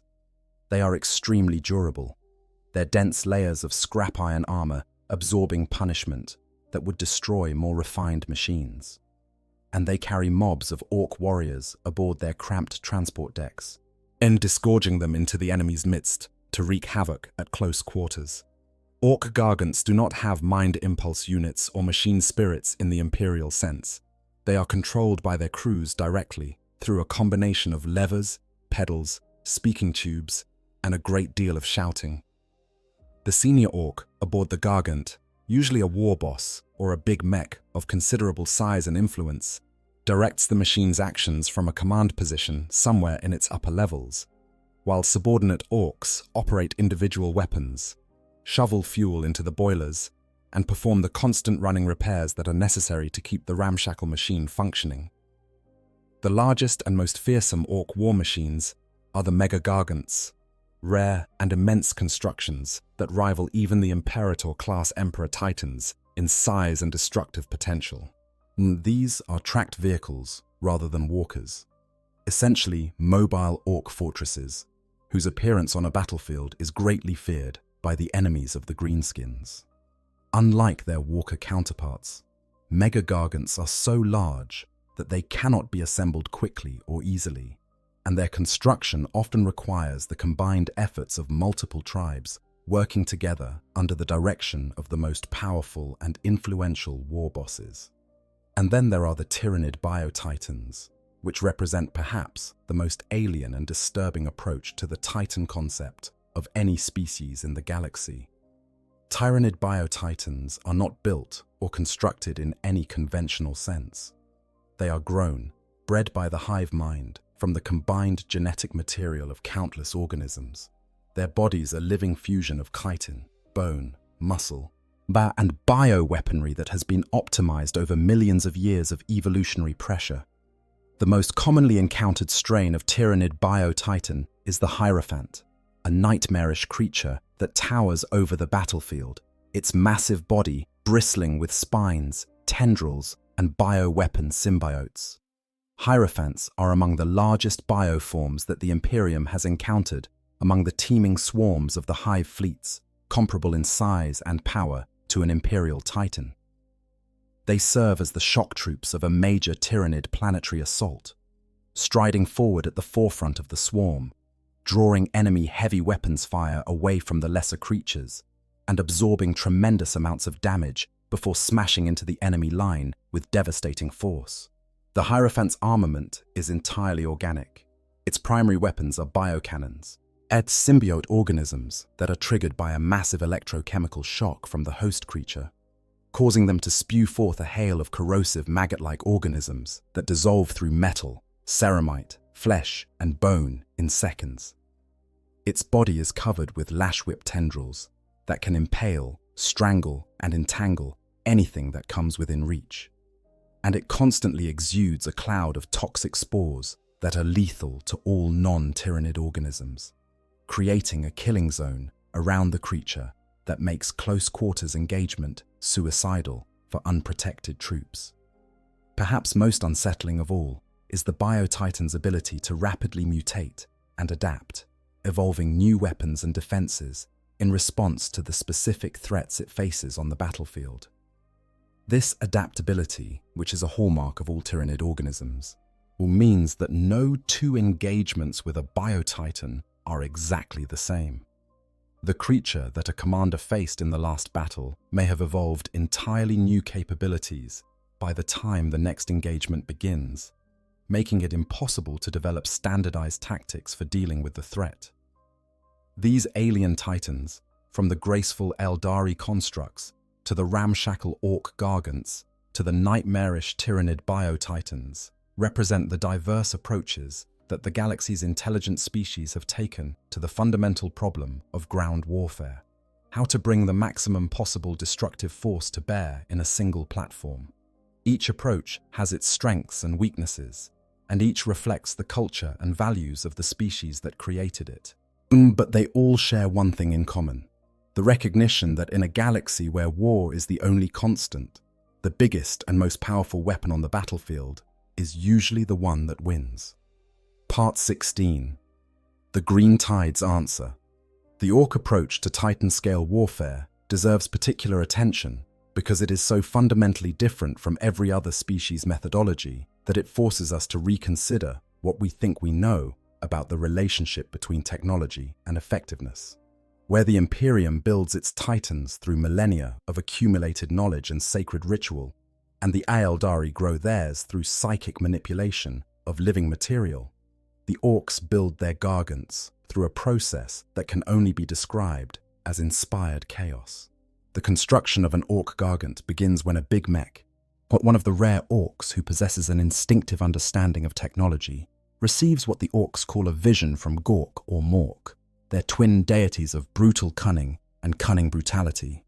This vision typically takes the form of an overwhelming compulsion to build something enormous and destructive, and the big mech will begin gathering resources immediately, commandeering scrap metal, salvaging wrecked vehicles, looting enemy equipment, and bullying or persuading other Orcs into contributing labor and materials to the project. The actual construction process bears no resemblance whatsoever to the careful, ritualized procedures of the Adeptus Mechanicus. There are no blueprints, no standardized designs, no quality control inspections, and certainly no prayers to any machine spirit. The big mech simply starts building, welding and bolting and hammering pieces of metal together according to some internal logic that is comprehensible only to the Orc mind. Other mechs may contribute their own ideas and modifications, resulting in a design-by-committee approach that would be catastrophic in any other engineering context, but somehow produces machines that function well enough to be genuinely dangerous. The bulk of the physical labor is performed by Gretchen, the smaller and weaker subspecies of the Orc race, who serve as a permanent underclass of laborers, servants, and expendable cannon fodder. These unfortunate creatures work around the clock, hauling materials, shoveling fuel, operating crude welding equipment, and performing the 1,000 other tasks that go into assembling a walking war machine from scratch. The working conditions are, predictably, atrocious. Gretchen are frequently crushed, burned, electrocuted, or simply worked to death during the construction process, and their replacements are drawn from the seemingly inexhaustible supply of Gretchen that every Orc settlement produces. What makes the Orc approach to Titan-scale warfare truly remarkable and truly unsettling to Imperial tacticians is that it works. Despite the crude materials, the lack of sophisticated design, and the complete absence of quality control, Orc gargants are genuinely effective war machines. They may lack the precision targeting systems of an Imperial Titan, the graceful agility of an Eldari construct, or the adaptive capabilities of a Tyrannid Biotitan, but they compensate with sheer volume of firepower, astonishing durability, and a capacity for absorbing punishment that can leave even experienced Titan commanders shaking their heads in disbelief. The reason for this improbable effectiveness is one of the great mysteries of the galaxy. Some Imperial scholars attribute it to the orcs' innate psychic abilities, theorizing that the collective belief of the orcs in their technology actually makes it work better than it should. Others point to the orcs' genetically encoded understanding of mechanics, a legacy of their creation by the enigmatic Old Ones during the War in Heaven, which allows even the most uneducated mech to instinctively grasp engineering principles that would take a human artificer years to learn. Still others simply shrug and accept it as one of the many inexplicable aspects of a galaxy that defies rational explanation on a daily basis. Our orc gargants are viewed by the greenskins as avatars of Gork and Mork, physical manifestations of their gods walking among them. The construction of a gargant is therefore not merely a military project, but a religious one, and the building process generates enormous enthusiasm and excitement among the orc population. Every orc wants to be part of a gargant build, because a gargant means that a great battle is coming, and for the orcs, battle is the very purpose of existence. The sight of a gargant rising from its scaffolding, belching smoke and sparks as its crude engines are tested for the first time, is enough to drive nearby orc communities into a frenzy of anticipation that often manifests as a full-scale mobilization for war. Compared to Imperial Titans, orc gargants have weaker armor and generally shorter-ranged weaponry, and nevertheless, they are extremely difficult to destroy due to their dense, layered construction. Where an Imperial Titan relies on void shields for its primary defense, a gargant relies on raw mass. Its hull constructed from so many layers of scrap metal, bolted and welded over each other in seemingly random patterns, that punching through all of them requires a sustained bombardment that can exhaust the ammunition stores of even the most well-supplied attacker. And while gargants do not suffer from the potentially fatal plasma reactor meltdowns that can destroy Imperial Titans, they are particularly vulnerable to internal fires and magazine explosions, which can be triggered by enemy fire penetrating deep enough into the hull to reach the ammunition stores or fuel bunkers. The largest and most fearsome orc war machines, the Mega Gargants, are rare constructions that can rival even the Imperator-class Emperor Titans in terms of sheer size and destructive output. These enormous machines are tracked vehicles rather than walkers, mobile fortresses that roll across the battlefield on massive treads, crushing everything beneath them, while their enormous guns blast away at anything that moves. The appearance of a Mega Gargant on a battlefield is cause for alarm even among the most experienced Imperial commanders, because destroying one requires the kind of concentrated firepower that is not always available, and ignoring one is simply not an option. Part 17. The Living Nightmares of the Hive. If the Orc Gargant represents chaos given form and purpose, the Tyranid Biotitan represents something far more disturbing. A living weapon designed by an intelligence so vast and so alien that its motives are as incomprehensible to humanity as the stars are to an insect. The Tyranid Biotitans are not built. They are not constructed or assembled or welded together from component parts. They are grown, cultivated by the hive mind from the raw genetic material of countless consumed species. Their bodies a fusion of chitin, bone, muscle, sinew, and biological weaponry that has been refined over millions of years of evolutionary pressure into a form of horrifying perfection. The Hierophant Biotitan is the strain most commonly encountered by Imperial forces, though encountered is perhaps too mild a word for the experience of facing one of these creatures in battle. And a Hierophant is a nightmarish amalgamation of insectoid and arachnid features, its massive body supported on multiple legs that end in pointed tips, capable of spearing through the armor of a battle tank. Its body bristles with spines and tendrils and bioweapon symbiotes, each one a living organism in its own right, fused to the host body and responding to the hive mind's commands with the unthinking obedience of a cell within a larger organism. The Hierophant's primary weapons are its biocannons, symbiotic creatures attached to its body that are triggered by massive electrochemical impulses from the host. When fired, these biocannons spew forth a hail of corrosive, maggot-like organisms that splash onto their targets and begin dissolving everything they touch. These organisms secrete a combination of powerful acids and digestive enzymes that can eat through plasteel, ceramite, flesh and bone in a matter of seconds, reducing the unfortunate target to a steaming pool of half-digested organic slurry.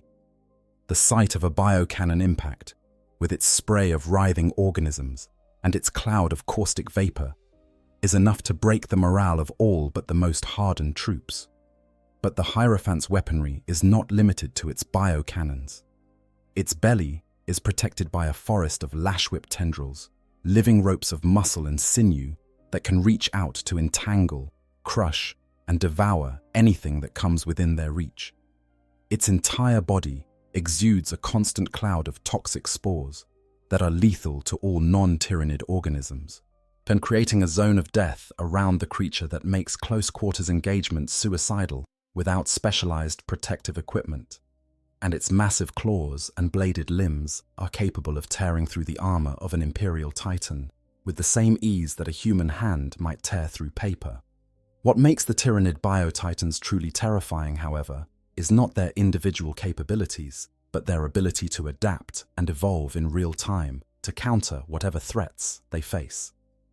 The hive mind, the vast collective intelligence that guides all Tyrannid organisms, monitors the performance of its bio-titans during combat and makes adjustments to their biology on the fly, strengthening armor plates that are taking the most damage, enhancing the potency of bioweapons that are proving most effective, and even growing entirely new organs or limbs in response to specific tactical challenges.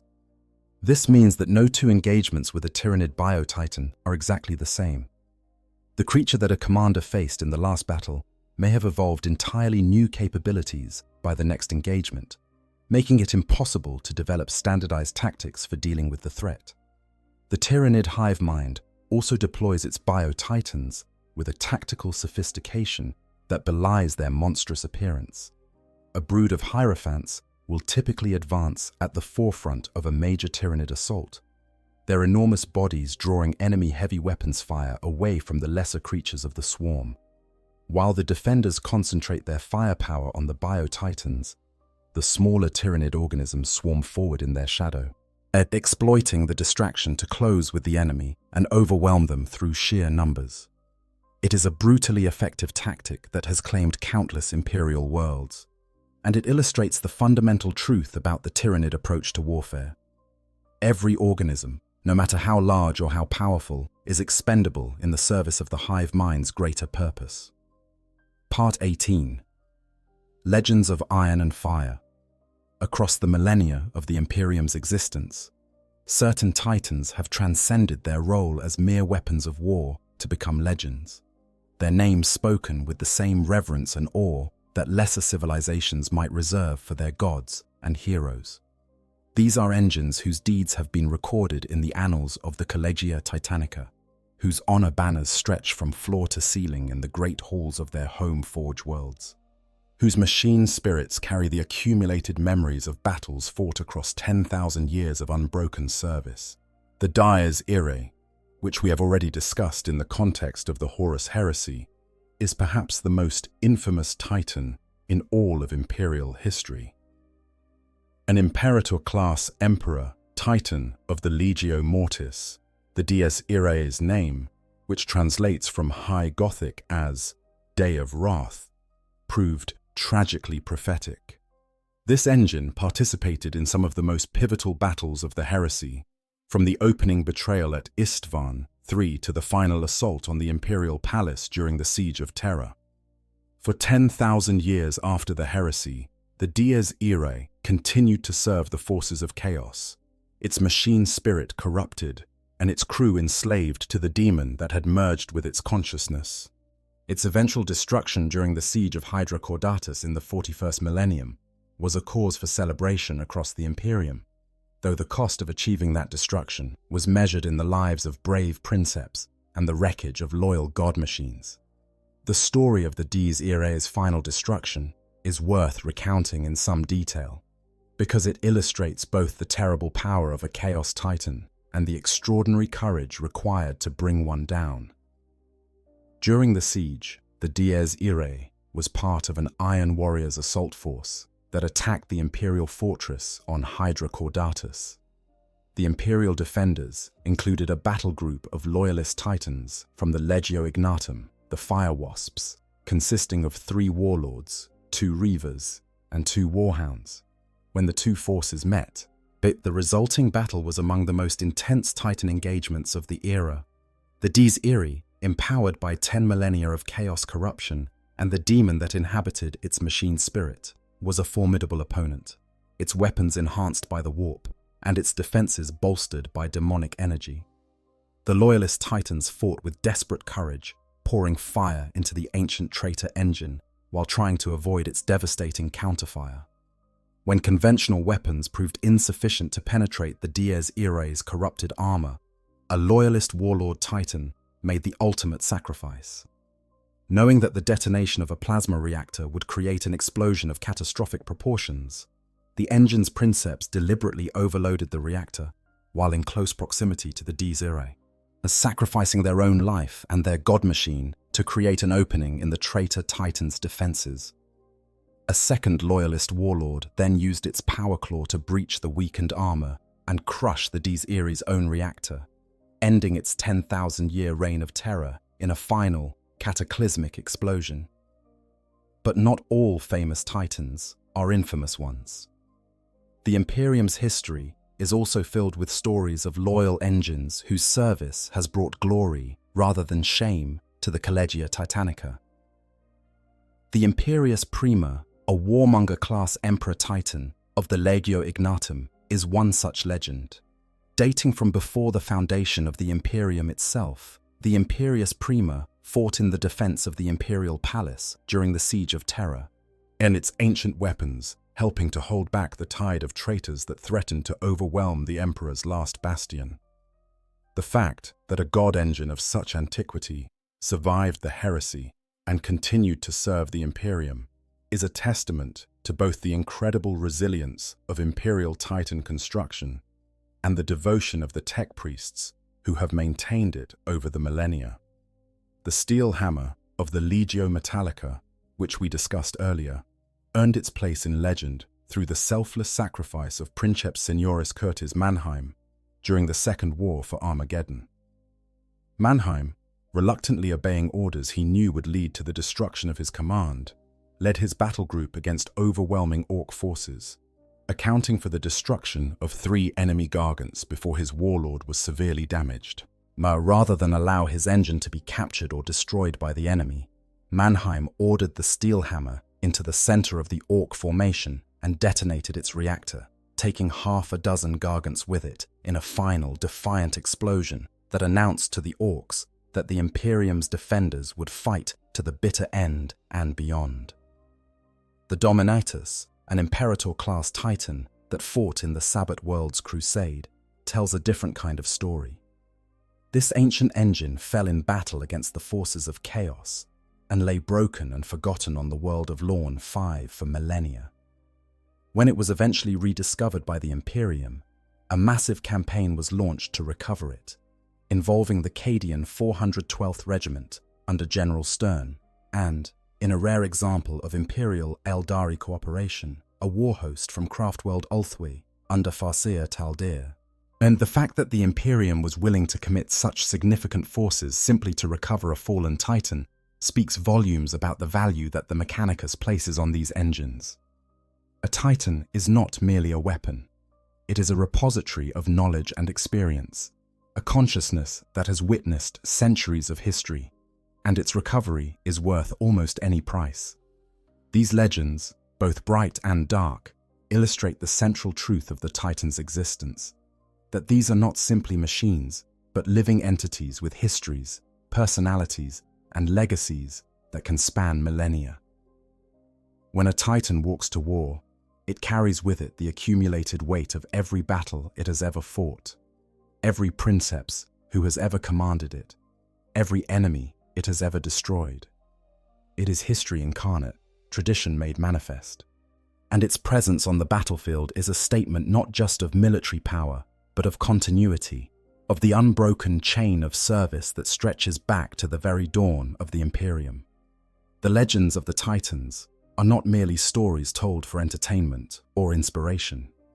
They are the living memory of the Collegia Titanica, a record of sacrifice and achievement that guides the actions of every princeps and every crew member who serves aboard a god engine.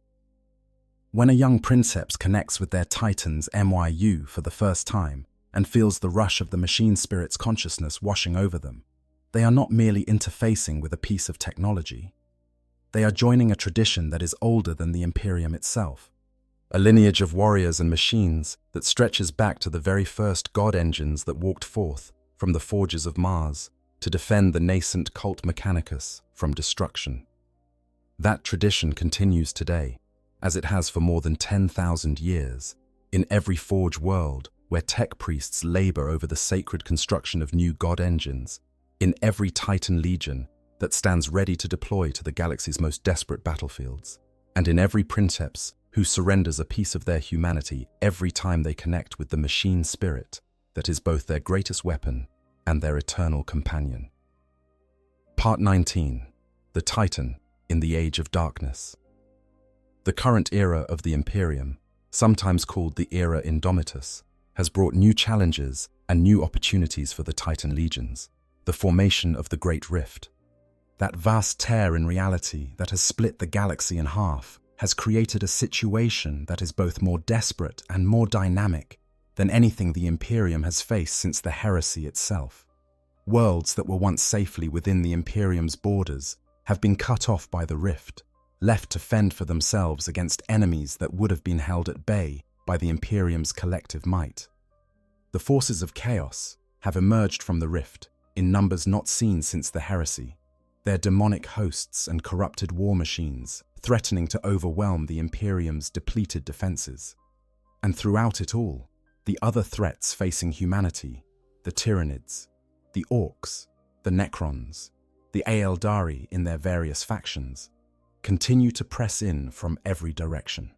In this era of darkness, the Titan legions have become more important than ever, but the sheer destructive power of a god engine, its ability to turn the tide of a battle through firepower and psychological impact alone, makes it an invaluable asset in the desperate holding actions and counterattacks that characterize the current military situation.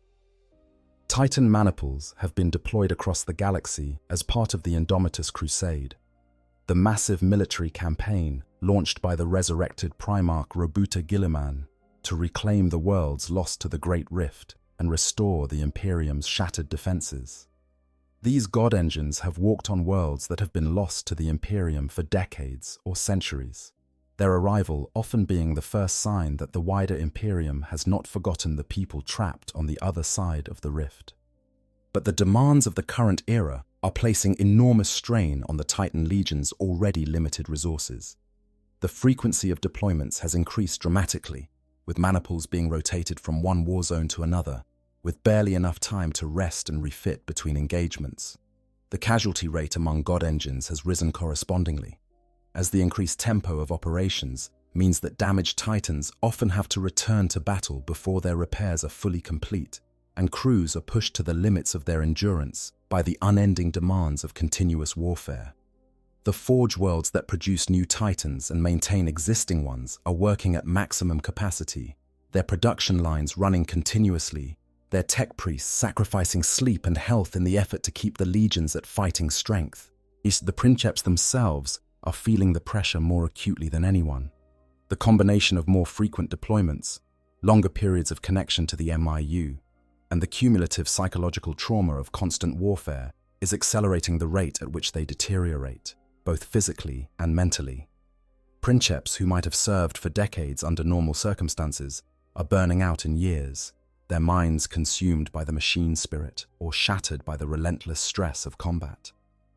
The pipeline of new princeps, never robust to begin with, is struggling to keep pace with the losses, and some Titan legions have been forced to accept candidates who would have been rejected in peacetime, as individuals whose willpower is sufficient to establish a connection with a machine spirit, but perhaps not strong enough to maintain it over the long term.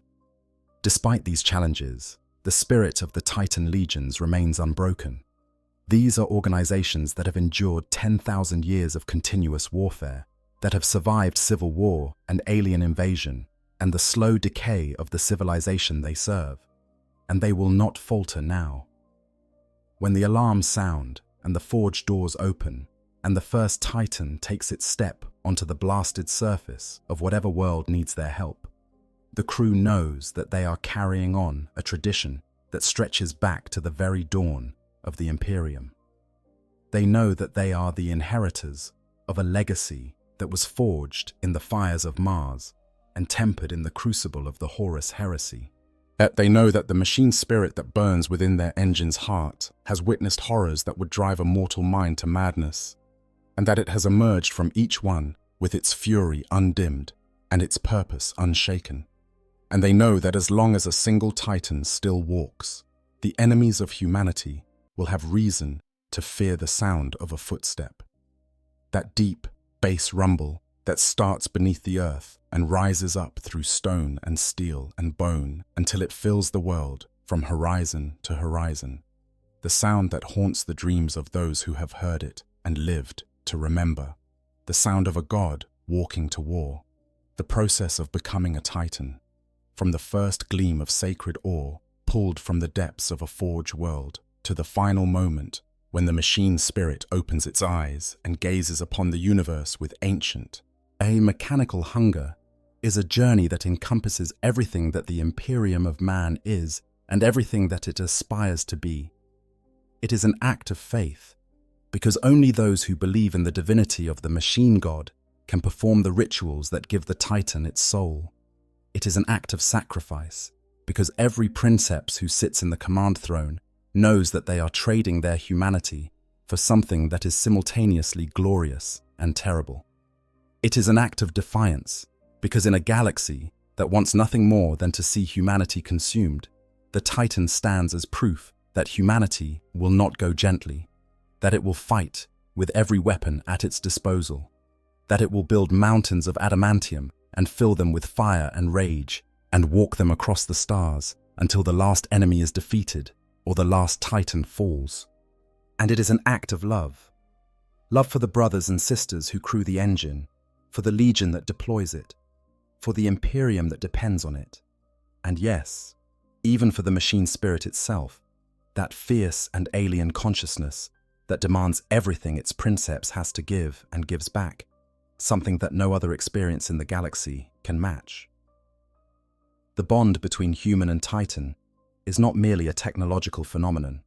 It is a relationship, complex and contradictory, and ultimately tragic, between two forms of consciousness that were never meant to exist together, but have found in each other something that neither could have achieved alone.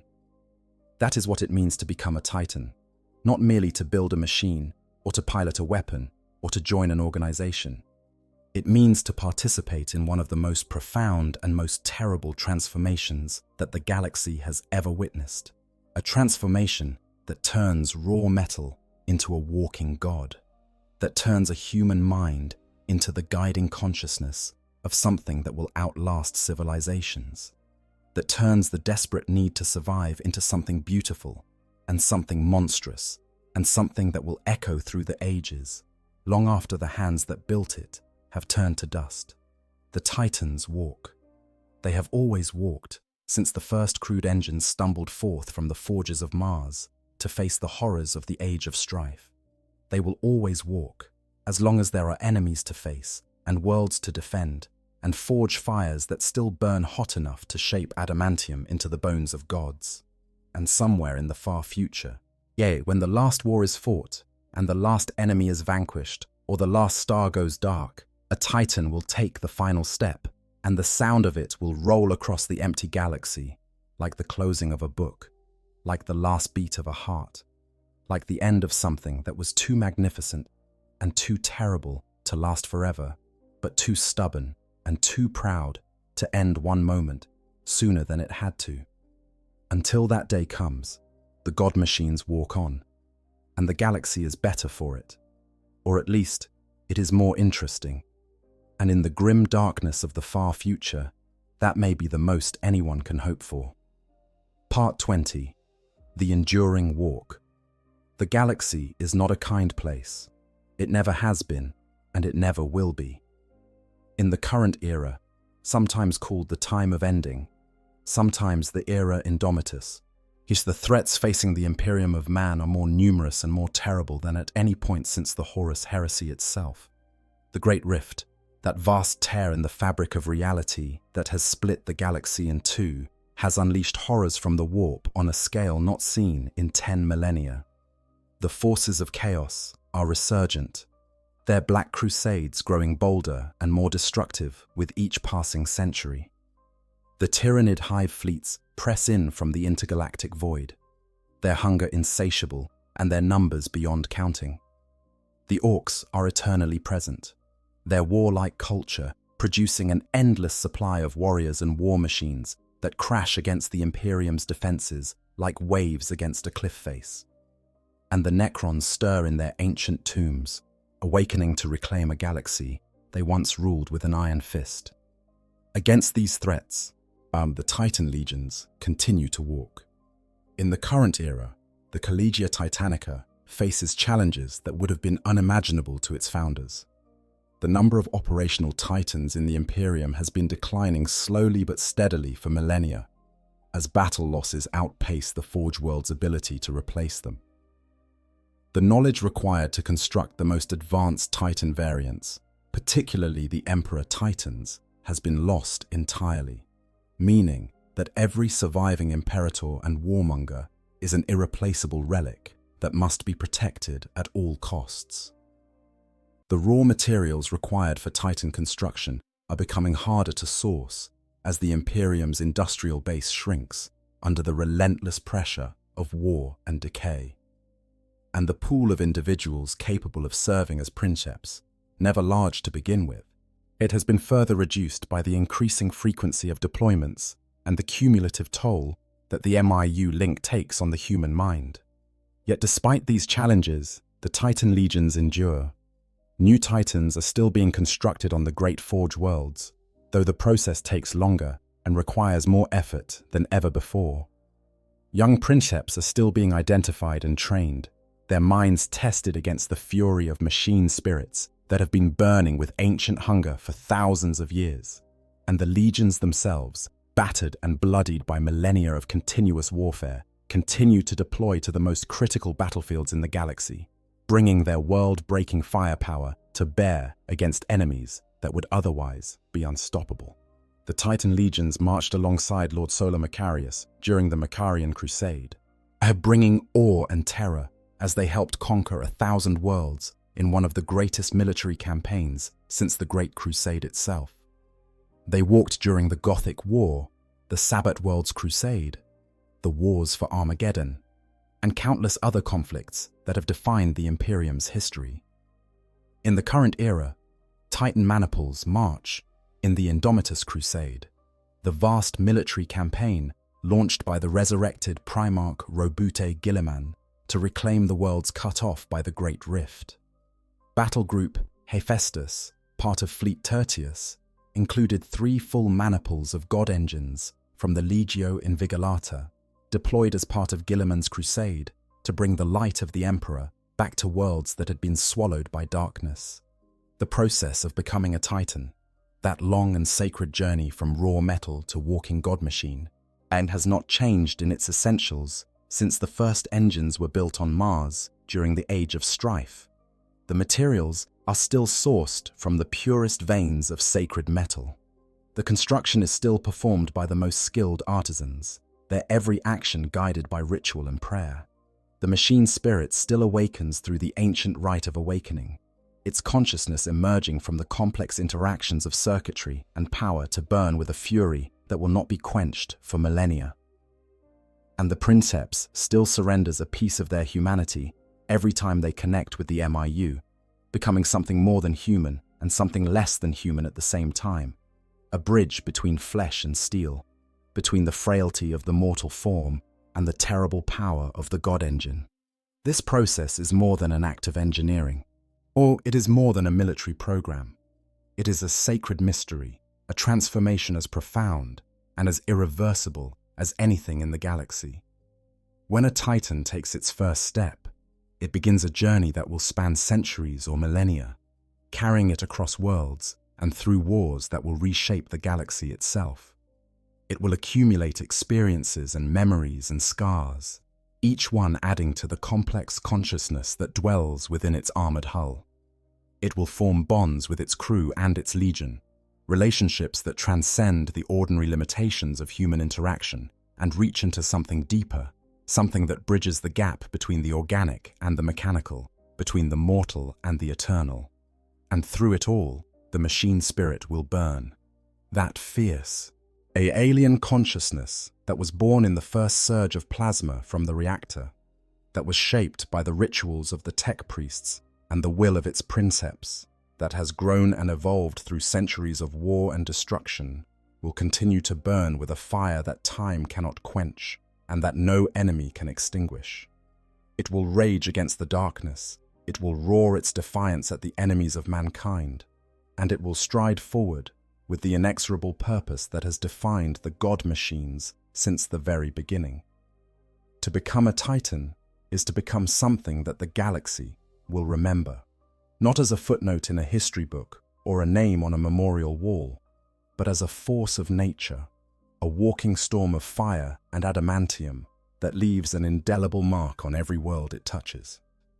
It is to become the physical embodiment of the Imperium's refusal to surrender, its determination to endure, its absolute commitment to fighting on, no matter how dark the road ahead may be. It is to become a god machine in truth, as well as in name, a consciousness wrapped in steel that walks the battlefields of the far future with the accumulated wisdom and fury of 10,000 years. The Imperium is a civilization that builds monuments to its past. Every world in the Emperor's domain bears some testament to the struggles and triumphs that have defined humanity's long history, from the humblest village shrine to the greatest cathedral. But the Titans are more than monuments. They are living testaments, active participants in the history they embody, and walking proof that the past is not dead, but merely waiting to stride forward and make its presence felt once again. In the grim darkness of the far future, there is only war. The laughter of dark gods echoes across the void. The light of distant stars flickers and dims. And somewhere, on a world whose name you may never know, in a battle whose outcome will be decided by forces beyond mortal comprehension, the ground begins to shake. The dust rises. The air fills with the bass rumble of something immeasurably vast, taking its first step. A god is walking, and the galaxy trembles. If you enjoyed this deep dive into the world of the god machines, make sure you hit that like button and subscribe to Q on 40,000 for more explorations of the rich and complex lore of Warhammer 40,000. Every like, every subscribe, and every comment helps this channel grow and lets me know what topics you want to hear about next. Drop a comment below and tell me which Titan class is your favorite, or which Titan Legion you think deserves its own dedicated video. Until next time, stay comfortable, stay curious, and remember, in the grim darkness of the far future, even the smallest light matters. I hope you guys enjoyed the story. Make sure to hit the subscribe, like, share button, whatever you want. Give me some feedback if there's any. And yeah, sleep well.